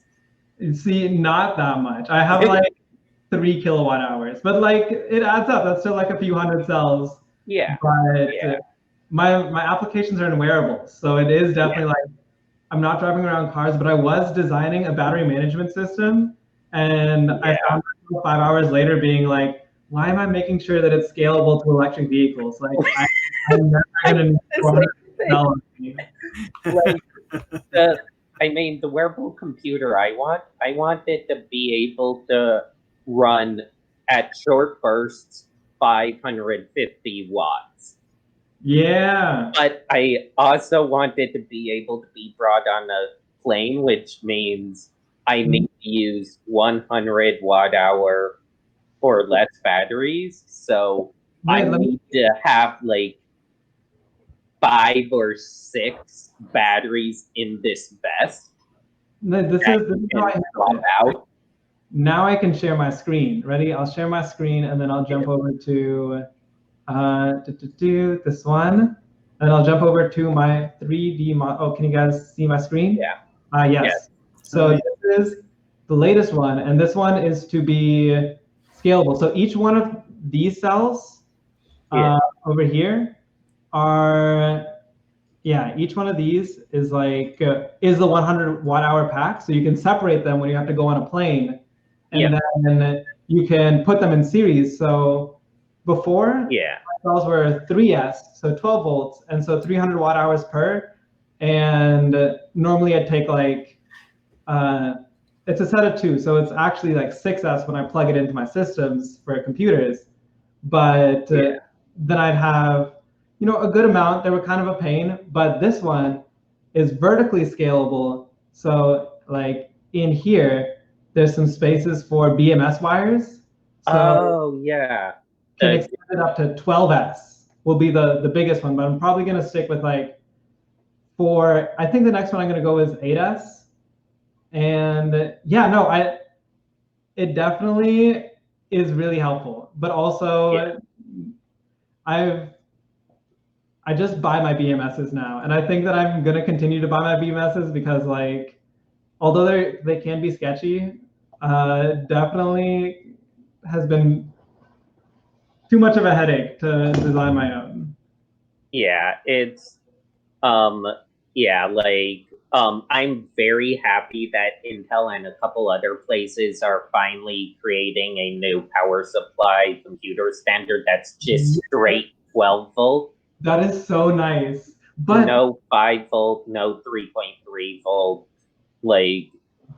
because everything can run off 12 volt. You can get 12 volt coolers, 12 volt LEDs, because of course it needs LEDs.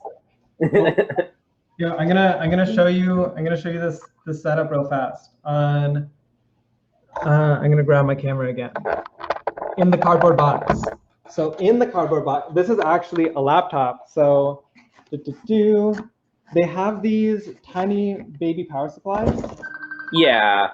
Are you using one of the, not Silverstone, they're like the flat,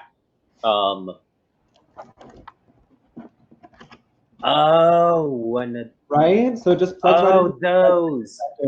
And so it takes in 12 volts, and then it, generates sets it down to the tiny 5 volt rail, tiny 3.3 volt rail, and then passes through like the bulk of the 12 volt rail.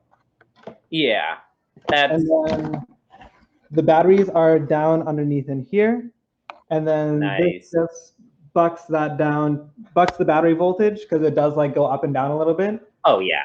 To follow 12 volts, and then that's what like feeds into there. And it's nice because it has little external pins for the graphics card. But yeah. Yep. That's how many watts can that push? It's interesting because like it's charging from these power supplies down here. So it's the 24.91. And so right now, I like, generally I don't see it going above like 100 watts. It's like 100 watts, it's like actually going full tilt, which is honestly kind of weird because it's a GTX 1080 and 6-core processor. Yeah, I know like the laptop I'm currently using, I overclocked it, undervolted it, and like changed the current limit protection and everything. Yeah. And like I can easily, if I put in a better power supply, I could probably pull 300 watts off this, and I have a 140 watt power brick. No, you're absolutely right. And I think, if you overclock it, you can absolutely very quickly hit TDP limits, but like in normal operations. Yeah, I mean, this laptop also has liquid metal on CPU and GPU, so it stays really cold. Yeah, but the thing with so the next iteration, the dream is that it's like a jacket computer case, so you can upgrade with like any hardware, and it's like pretty easy to move out. Yeah, and like pretty much, I was thinking having it be on the back, like kind of look a bit like a cyberpunk, like jetpack thing. dream. Yes. Yeah, because if I could do that and get the custom PCB I want, or motherboard I want designed, the only thing it would have is Type-C ports. It would, and maybe even a custom GPU with Type-C ports only, just so I can just have like 20 Type-C ports, plug in my eye tracking, plug in my EEG. I might even see if I could have an extra PCIe like 5.4 slot that I could put a FPGA or ASIC on for eye tracking. Or I'm actually stretched out a little bit by USB-C on some periphery devices. Yeah. There's like the Z Mini I got, and you can't plug in the USB-C both ways. Like it only works one way. And I was like shocked. I was like, I did not know that that's how it worked. But with USB-C, a lot of like hardware people are implementing it, slightly different ways. Yeah. So it's a lot harder to like make sure, oh, well, is this actually compatible? And so from a user interface perspective, I do kind of like the amalgamation of different cables. So it's like, you kind of know what's going to work with what. But yeah. USB-C I mean, sometimes. When properly implemented, like, do you mean that if you flip the cable 180 degrees, it doesn't work? Yes. That's a illegal use of Type-C. It must be able to flip. It's the Wild West. Yeah, that's a problem. I heard happen sometimes because one day it'll be there. Yeah, one day we will have one interconnect that can do all of this stuff. It kind of just pushes the onus onto the software people to make sure that everything works together, and I'm sorry for that. So I want to. It's now past 8, and I didn't know if there were any other issues that we could cover for people that, yeah, any burning questions or other topics. I do want to ask Abik again about so what is the kind of mobile app sleep kind of report stuff with the Muse S? Like what is it telling you? What's your experience with that? So I wore it one time to sleep all the way through, and I didn't know how it was gathering data. So I thought that it opens up and it's like, okay, preparing for bed, you set a timer, and then it makes noises based on your brain activity. And I was like, okay, I just want you to like keep I don't really need to like neuromodulate right now. I just want to know what my brain waves were like when I was asleep. So I just set that to like 1 minute to say, okay, finish that up. And then I'm gonna like fall asleep, wake up, and then like view my results. And I click view results in the morning, and it was only the results for that 1 minute. So there went that data. But another interesting thing was, although it has a battery life of 10 hours, it seems like the maximum time that it would let you do the sleep thing for was like 6 hours, something like that. Let me open it up in the app and see. So it's funny that because like the Oura Ring, the little report that it gets that it gives me, I've said this before, it tells me that I'm wrong. It tells me that everything about me is wrong all the time. But one of the things is like sleep duration, and basically I'm pretty sure it flashes red if your sleep duration is under 7 hours, and tells you you're not getting enough sleep. Really? So according to Oura Ring, like you would never be able to get enough sleep according to if you were only able to record 6 hours with Muse. Yeah, no, my my Fitbit tracks my sleep, which is like I found the most helpful. But yeah, so it's this, there's a soundscapes portion of the app, and it only goes up to 3 hours. And so I still haven't figured out how to do a full night's data collection in their app. Yeah, basically through their user interface. So there's soundscapes, and then there's guidances, which are like 20, 13-minute sessions where I think like somebody talks you through something. But yeah, I just want the data. I just want the data. So I don't know how to get it to collect for a full night's sleep.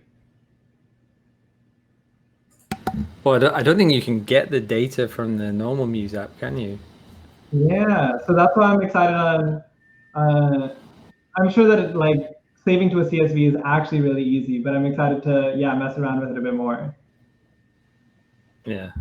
Although the Muse S does, I don't know if it's just me, but I think it disconnects randomly sometimes. I'm trying to remember if it was disconnecting randomly from my computer or if it was just on the app. I think it was from my computer. Yeah, it was being weird in that department, but that's not surprising. I mean, just from other Muse devices, like, yeah, especially with the desktop or with the laptop, especially over like several hours, a few disconnections here and there wouldn't surprise me at all. Does it automatically restart the stream? I think sometimes the visualizer stays up and like as a service, but the stream, whenever it disconnects, it just like dies.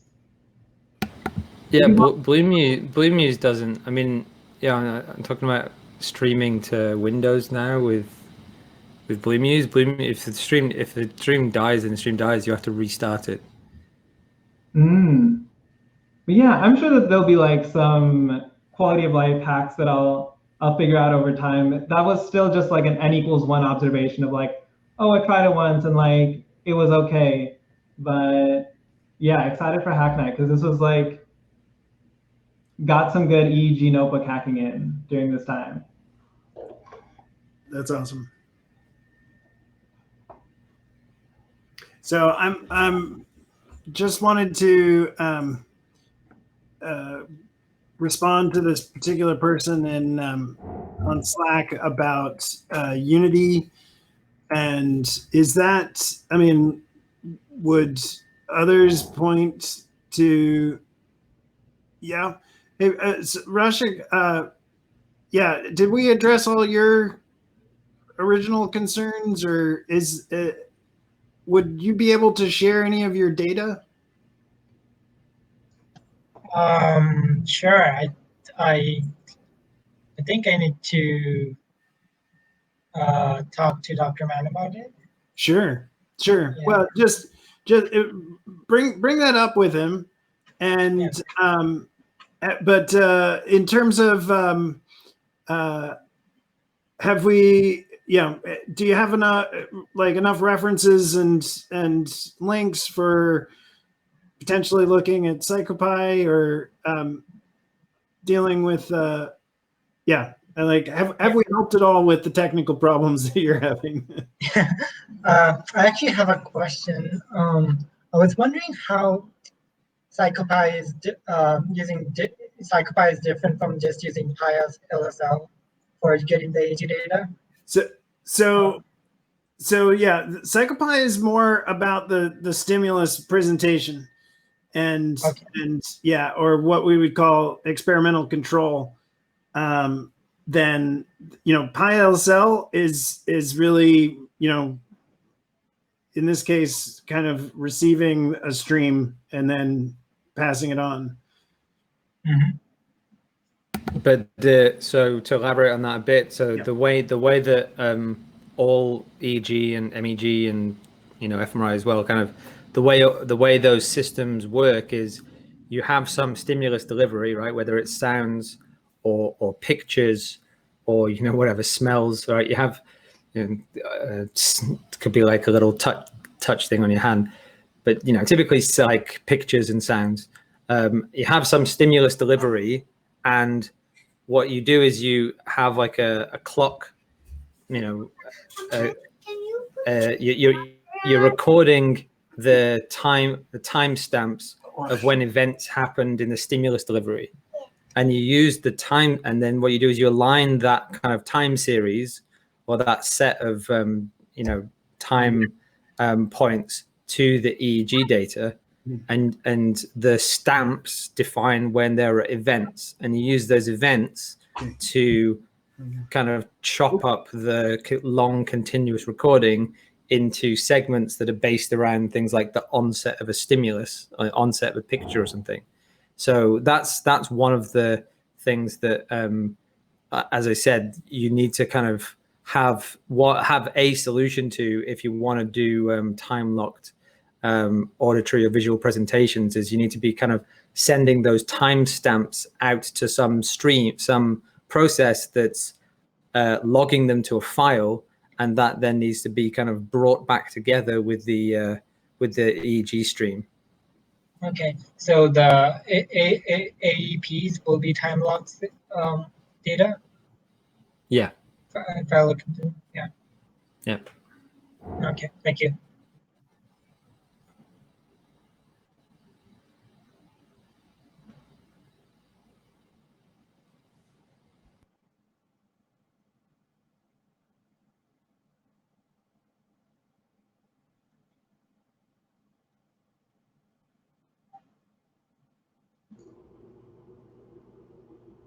Morgan, are you saying something? I'd muted myself. Sorry. I was just saying that an example data set would be awesome to you know, yeah. I mean, I would be very interested to see what others could do with that envelope matching, and then making that envelope matching more flexible, which I think is going to be maybe some of the issue there. But that approach is pretty similar to the stuff that David Popel's done with speech decoding, right? Yeah, exactly. Yeah. You know, but again, like they've well, like you see in this paper, a lot of them are also exploiting the multi-channel. Certainly to just improve the you know, the estimate of what's happening in primary auditory cortex. Yeah.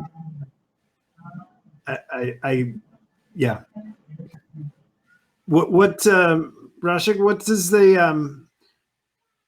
what's the reliability on from some of those other papers?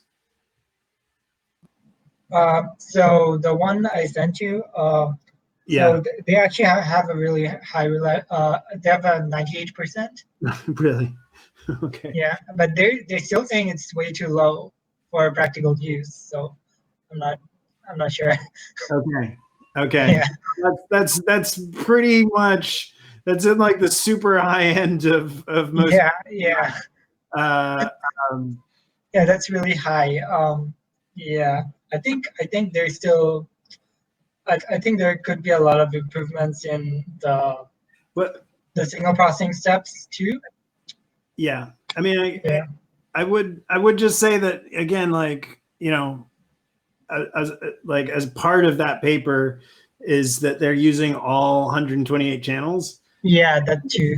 And so it's like a lot more important if you're looking for the attentional signal than actually the speech, you know. And you know, so like don't beat yourself up. Yeah. Like, yeah. Anyway, okay. So come back sometime and tell us how it's going.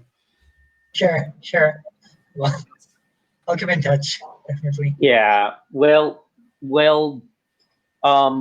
are you on the Discord yet? As if we are doing any Unity like Muse integration things, we will probably end up hosting it in Discord. Yeah. I'm not in Discord yet, no. Yeah.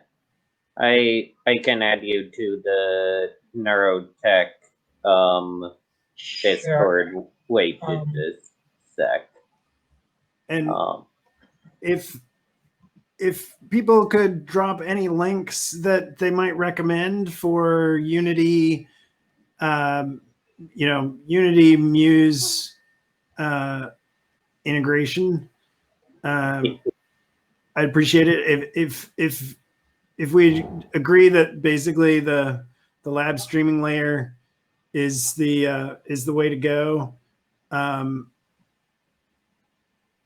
happy. I just want to respond to who was it? Oh, no, it was Rushik. Okay. Yeah. Okay.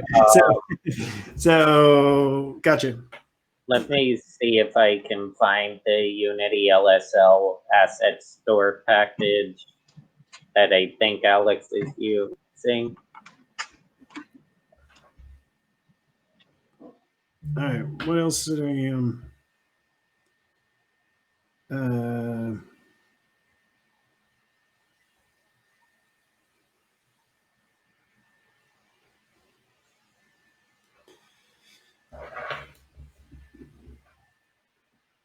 Okay, it looks like Lab Streaming Layer has a direct LSL for Unity. And then I put that link up there.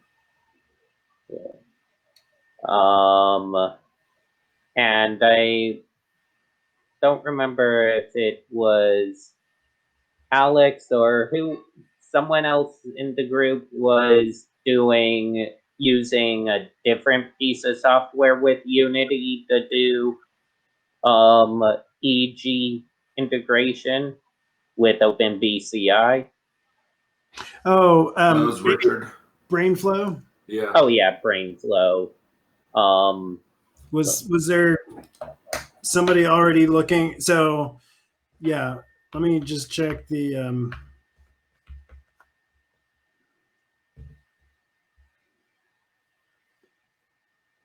BrainFlow talks about Unity.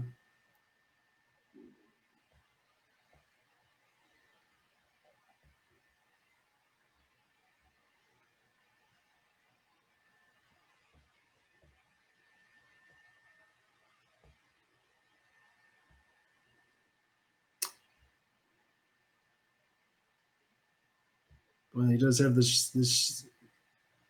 Okay.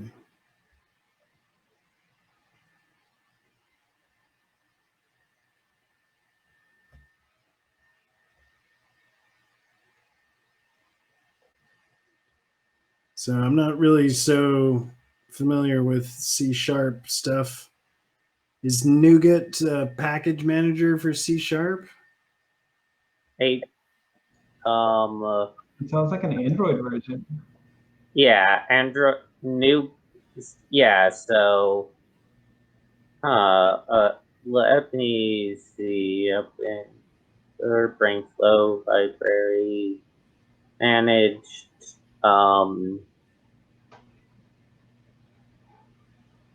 yeah. Anyway, because yeah, they did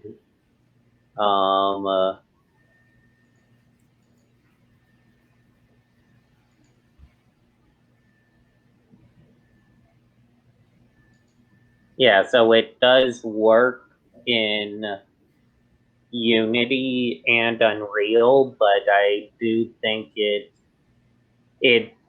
this is something they've been improving quite a bit, it sounds like, from what I've heard.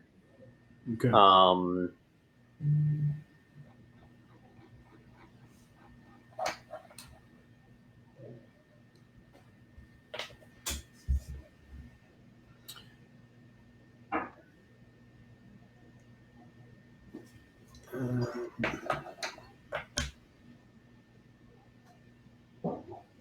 Let me post that in the chat as well.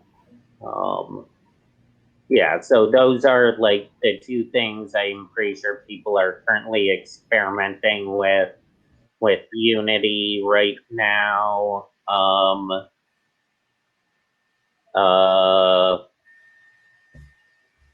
Yeah, like for me, I'm going to spend a while just starting to design a couple prototype like VR head straps that will hopefully allow for high electrode placement on bed.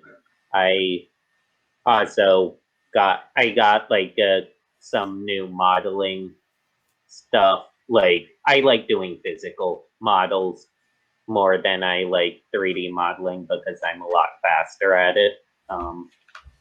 But if anything turns out well, I'll 3D model it and try printing it.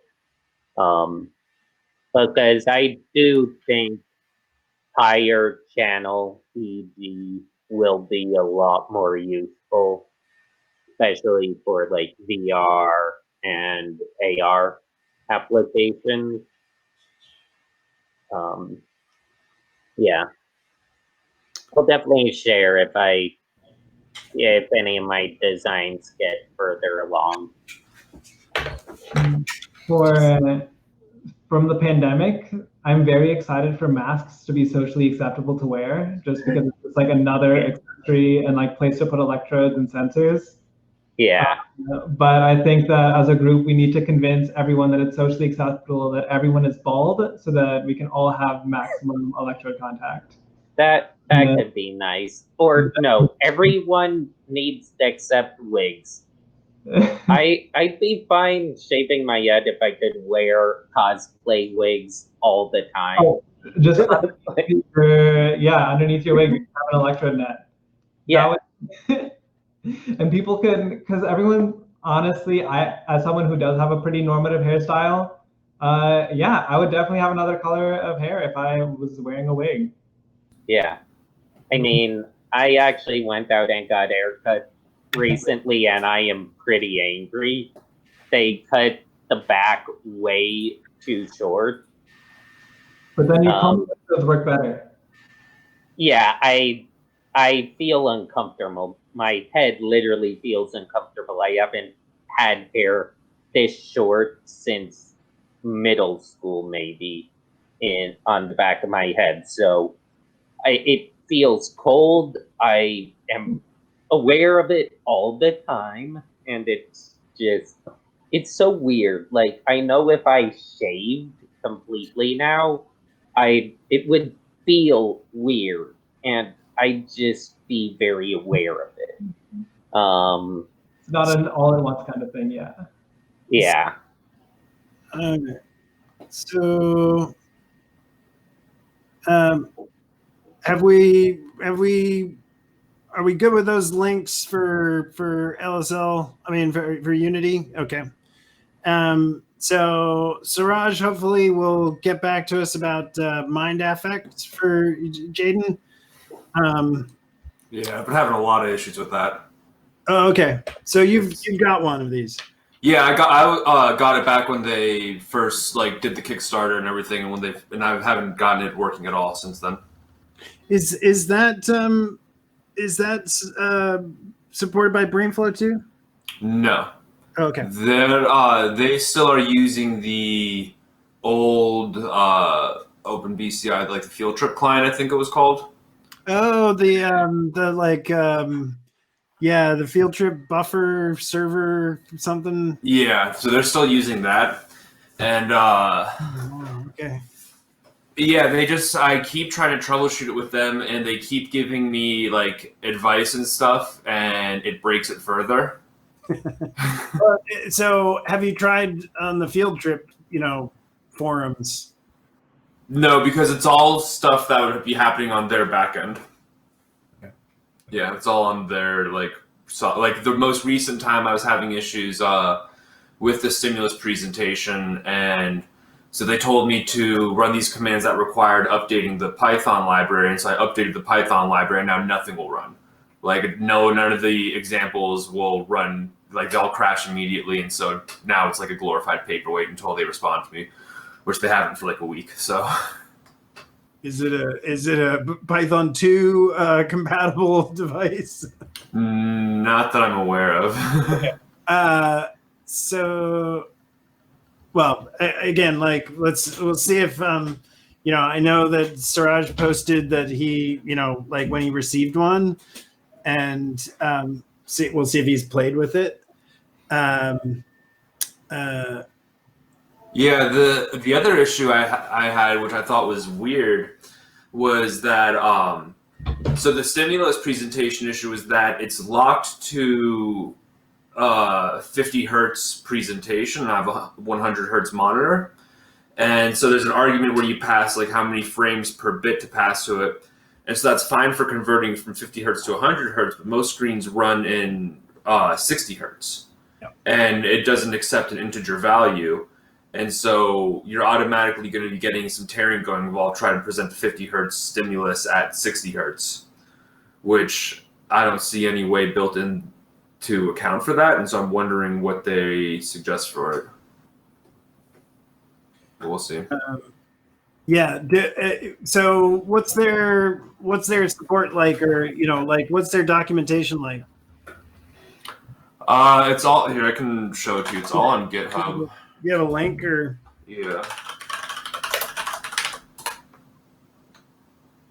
And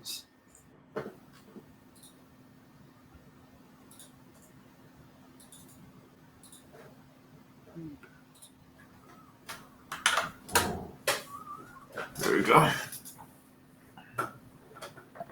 These are the people I was talking about a few months ago doing the coded visually evoked potentials instead of the steady state with like the gold code modulations. Yeah. Sorry, just 1 second. I was just getting seeing if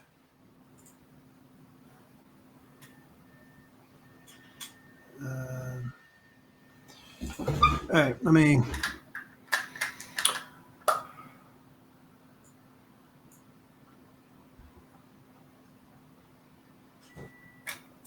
Okay.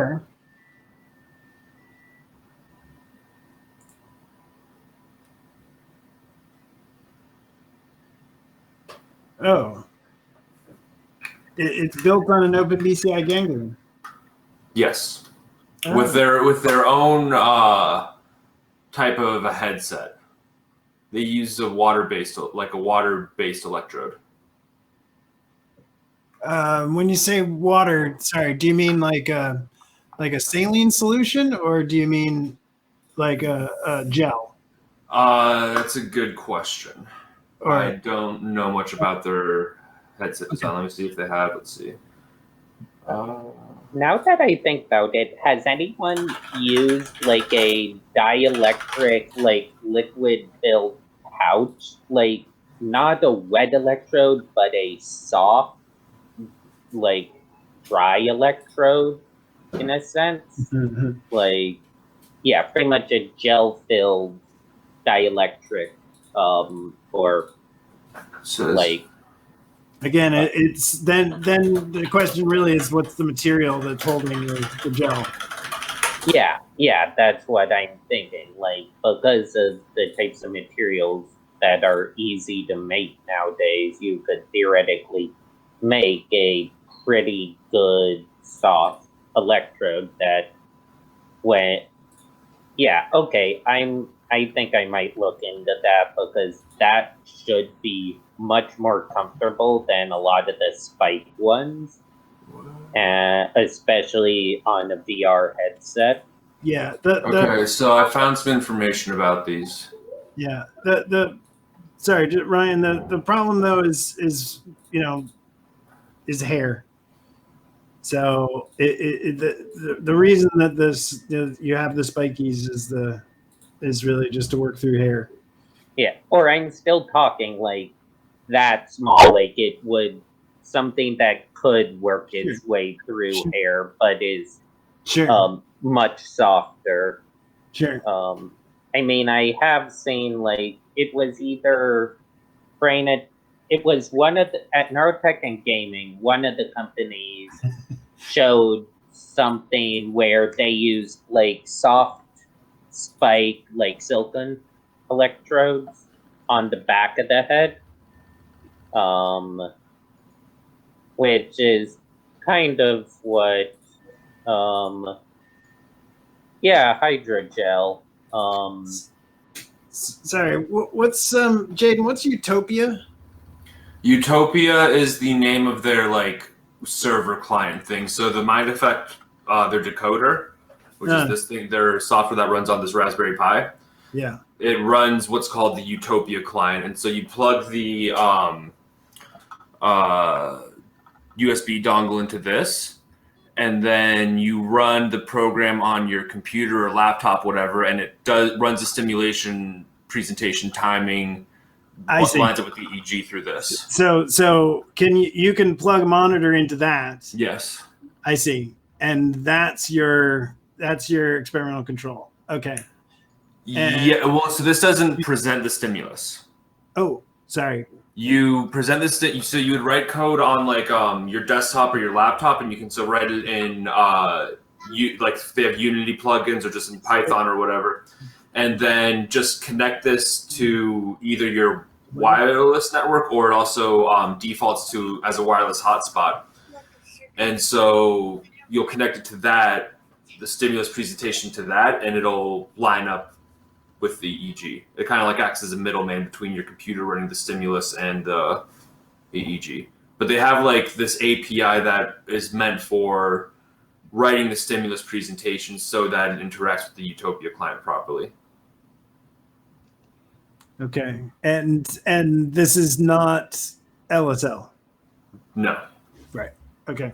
And where's the link to how they're using? I mean, you said that there's like they're using field trip buffer somewhere. So that's just they're using whatever the original Open BCI communication method was, because I've heard field trip talked about once, but I wasn't sure what it is. But before they built the GUI off of BrainFlow, whatever they used before then, that's what this is using.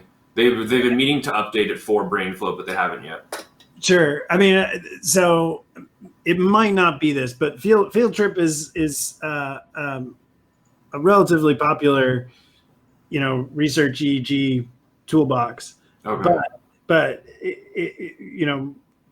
relevant to this, there was this like real-time server feature, that was honestly a separate project, right? Okay. And I, that's not the only place that I've seen some reference to like a field trip server or real-time buffer. Here, I'll just drop in the okay. Yeah, I could be mistaken about what it was that OpenBCI originally used for theirs before switching to BrainFlow. Maybe it's not, but it's TCP. So okay. And certainly like yeah. I could imagine. John, do you know about this in terms of who actually uses field trip buffer? Chris is the guy to talk to about that. Oh, yeah, sure, of course. Yeah. Okay. Well, hopefully they are using the field trip buffer in the cognition hardware software. Sure. So he's the guy. If you want to know about that, then he is the guy to talk to. So he's coming from Robert Oostendahl's lab, who developed Field Trip, and so he would be a good person to ask about that. And I've always kind of wondered about it, but I see on this anyway. The link that I dropped there, getting started with real-time BCI neurofeedback, and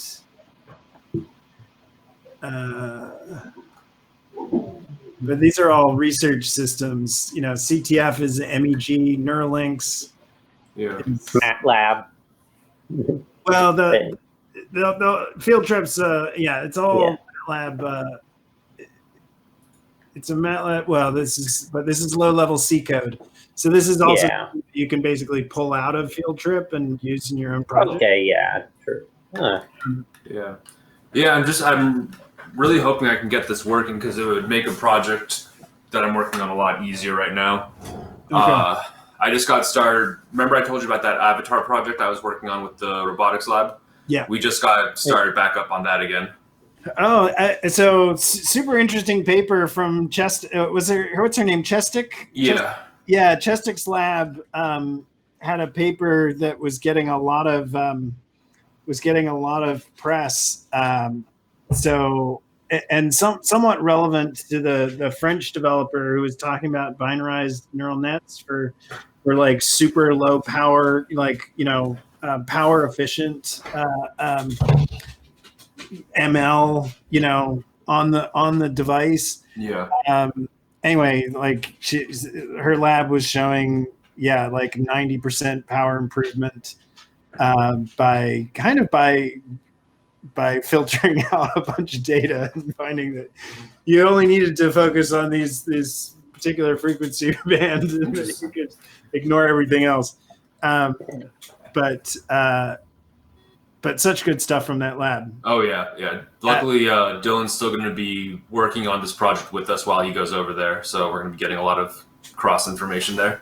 Cool. But it's going to be really cool stuff. We're going to be controlling a giant like humanoid robot with it, and then trying to eventually bridge that to. I just saw today they have a Boston Dynamics Spot in the lab. Spot. Yeah, I got to see one of those in person today, which is really cool.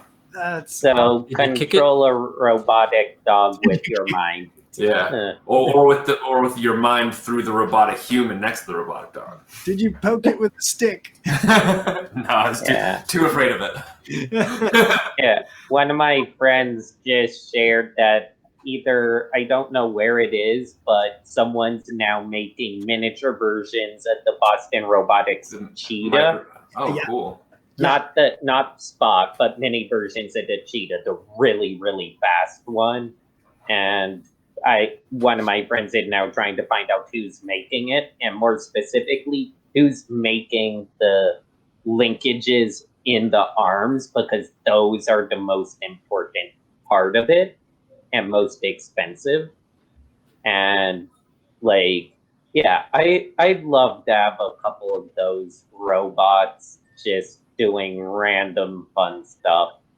They're cool. They are a lot of upkeep, though. Oh, I mean, yeah. I'm not talking one of the official ones. I could care less about getting Boston Dynamics. I'd rather build my own from off-the-shelf parts. Well, you'll have more control over it that way. Yeah. That's one thing that they run into a lot. Go ahead. Have you looked at the price of the compute module or the AI modules or stuff? Yes. They're absurd. They told me that today. They're like, we were walking by and my buddy Blake, he goes, all right, so this computer on here, this is an i5 Nook. Guess how much they charged us for this? And I was like, I don't know, $2-3 grand, 20 grand. Yeah. Sorry, we're talking about an Intel Nook? Yeah, that has the Boston Dynamics software on it for the Spot. Yeah. Oh, okay. Well, yeah, okay. So paying $20,000 for the software, yeah. Right. Like, just go on the Spot website, I don't remember what it is, and look at accessories. They have a ton of different ones, including LiDAR. Like, if you want to give Spot awareness, that's another 15 grand at least. And it's like, it's pretty. Also, the batteries last like 30 minutes or like a half mile or something, and an extra battery's like 10 grand. Yeah, and so one of the things that they're telling me is like most difficult part to work with is, you know, what I was saying is that you'll get more control with your microspot, is that they don't give you, even if you're like a controls lab, they don't give you the access to like the low-level dynamics computations. And so you could be programming it to like walk a certain way and like, all right, we need to get it to interact with this disturbance properly.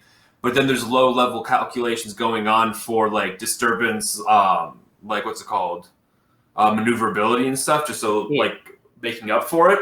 And so they're like trying to run an experiment, and they can't access like the low-level controls to make it stop accounting for the disturbance that they're doing. Yeah. So it's pretty much always adding a layer of it is thinking of stuff in its own way, which can be good in some cases, but in cases where you know exactly what you're doing, it just is useless code that's slowing down the system. Yeah. I think we have more control over the humanoid that they're working with. That's significantly older and not quite as agile. Yeah, But like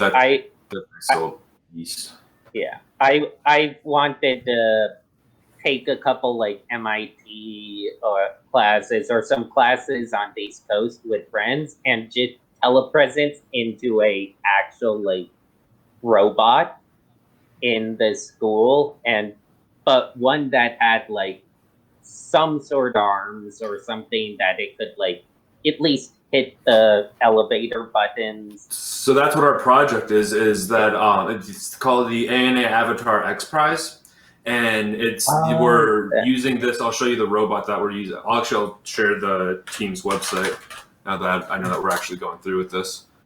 Yeah. And so the idea is that we have this big humanoid robot called the DRC Hubo, because it was one that they used it for the DARPA Robotics Challenge. Yeah, yeah. And so we have a VR interface that we're using for it. And the idea is that we can take Hubo and put it anywhere. And then the idea is to have this as an immersive enough experience that it feels like you're wherever Hubo is and interacting with the environment in real time and things like that. So it's one big telepresence project.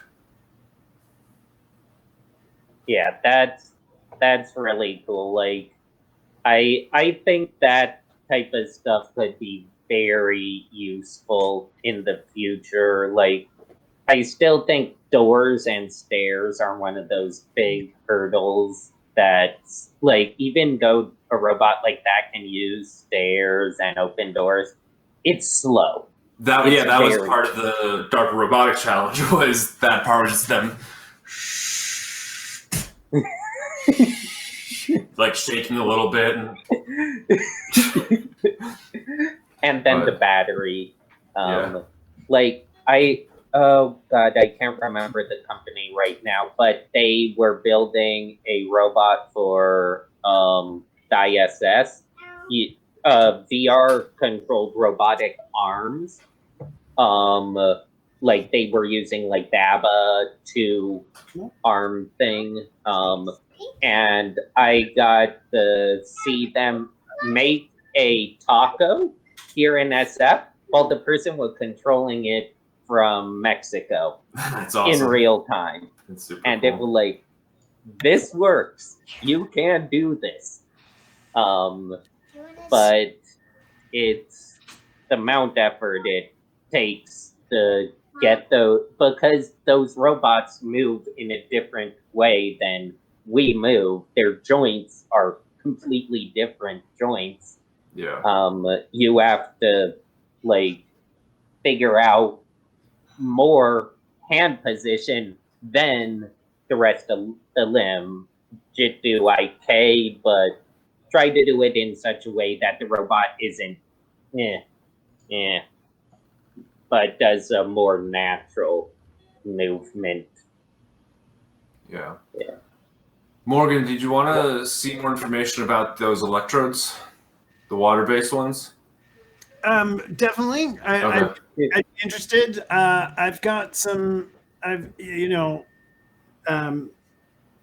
Sorry, I was just looking at some papers that Magstem EGI sent in terms of other other, like we showed some of Robert Oostenwald's other field trip project using the occipital iPad scanner, and they sent some other papers that have toolboxes that are using camera systems, which is good because the that thing that's going out of stock is still a very expensive device. Anyway, but yeah, if you've got links, yeah. So I found a paper that shows that, or here's an image with them compared to other electrodes. They're the C image. Okay. And let me see. I can't find anything about the electrodes themselves on TMSI's page, though. That's cool, though. What's this paper? Here, I'll show you. It's this is a recent paper. This is from February this year. Oh, because they've got the C grids. Yeah.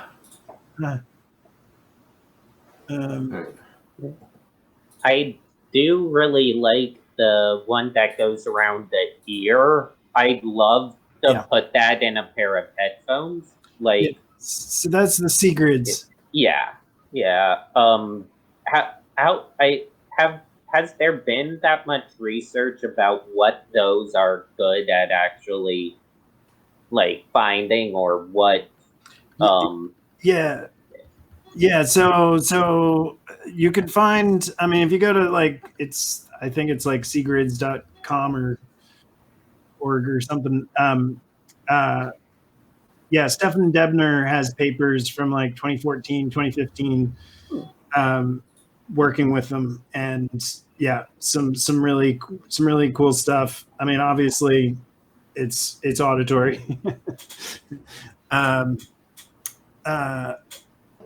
but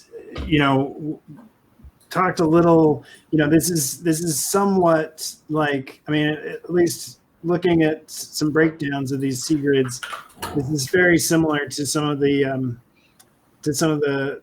work that Bernard Marcus is doing that will go into the headsets for free EG32, and just in the sense of like these are kind of almost PCB, flexible PCB electrodes, and anyway, I'm also really interested in these, and seeing be really interested to see like steady state auditory data from collected with these. So what was this paper, Jaden? So the first one is the paper that image is from, where it's a comparison of the different electrodes. The second one is a research paper just on the application of water-based electrodes. And so it says in there that it specifically uses tap water. Oh. That's interesting. Yeah, granted, this paper came out 10 years ago, but it still looks like one of the precursors to what they're doing now. I'm gonna get the original. Anyway, I know. Well, as you can tell, my daughter is interested to move on to the next phase of the evening, which involves ice cream and dessert.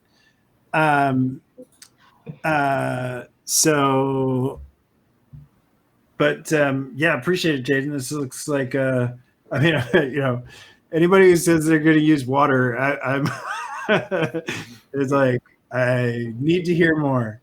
Yeah. So that means it would. This is the same company. So TMSI is the that makes the C grids. Yeah. Oh, really? Yeah. Oh, and then cool. and the anyway, they make their own amp, and when I saw them at Icon, like whenever the last Icon was, which I think was 2018, they had this like pager size recording device, and anyway, that's the company's TMSI that makes that. And yeah, I'm looking at their website, and they don't have the electrodes available, it looks like, but they must have a deal with Mind Effect for them. Well, so I found it's don't guess, email them, and because that's I couldn't find anything about the C-grids. Okay. But then I emailed TMSI, and they responded straight away, and yeah. Yeah, it seems like you're right. They did this research paper too. But this is cool. I mean, yeah, I posted a link to the C-grids website. In Slack, okay. if in here, if I think that's the right one. Yeah, secret.com. Yeah, okay. Yeah, and I posted TMSI as well. Yeah.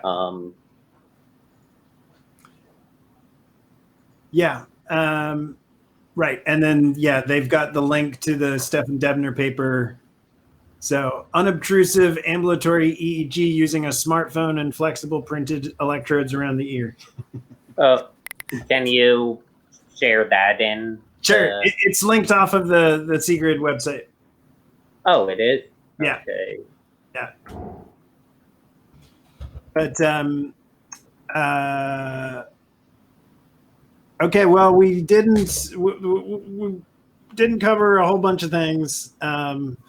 Neuromatch Academy wrapped up this week, and so everybody's they're still doing lectures and things, but people are working on their projects.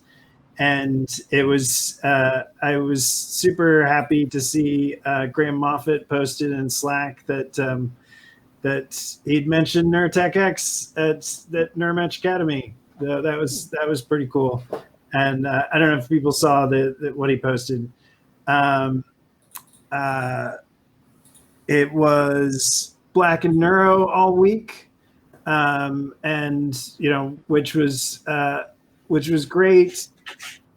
Plus, Damien Fair also released a special project, which I don't know if it was timed to coincide with this, but it was a great, for developmental psychiatry people, it was an awesome awesome project associated with the NIH ABCD project. And anyway, and he's now the new director of the Masonic Center for the Developing Brain at Minnesota, which we talked about in relation to the neuromodulation at MagStim Academy. It was also Neuro Academy and all of your favorite open source Python developers talking about their tools, projects, and or research. And you also get to see Ariel Bouncing Baby.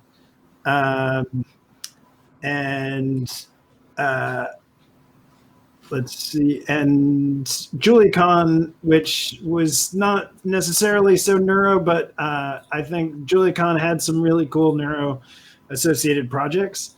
And of course, I always say that if you're not solving differential equations, you're probably not doing electrophys right.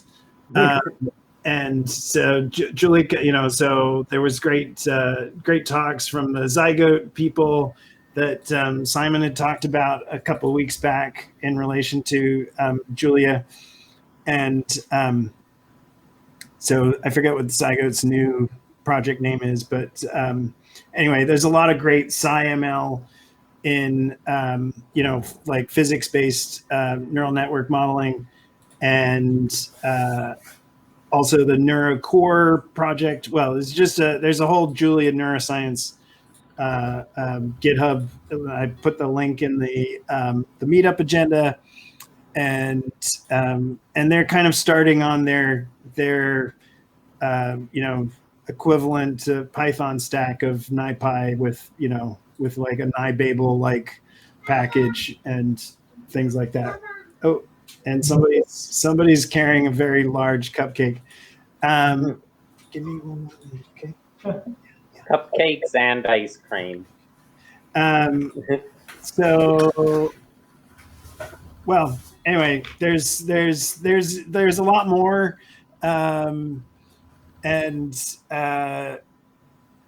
yeah, but we will continue next week, and didn't actually cover the. There was a cool startup on Monday that NeurotechX Paris talked about. Mainly tracking your sleep temperature, which was a new one to me. Or I mean, I knew that it changes over the evening. Yeah. But anyway, I was hoping to see more about that, and of course follow up with Kalar about sleep EEG fMRI, which you might also catch on Slack. But yeah, we'll continue online. And yeah, I want to thank our videographers, Ryan and Alex, and all of you for joining us this evening. Yes.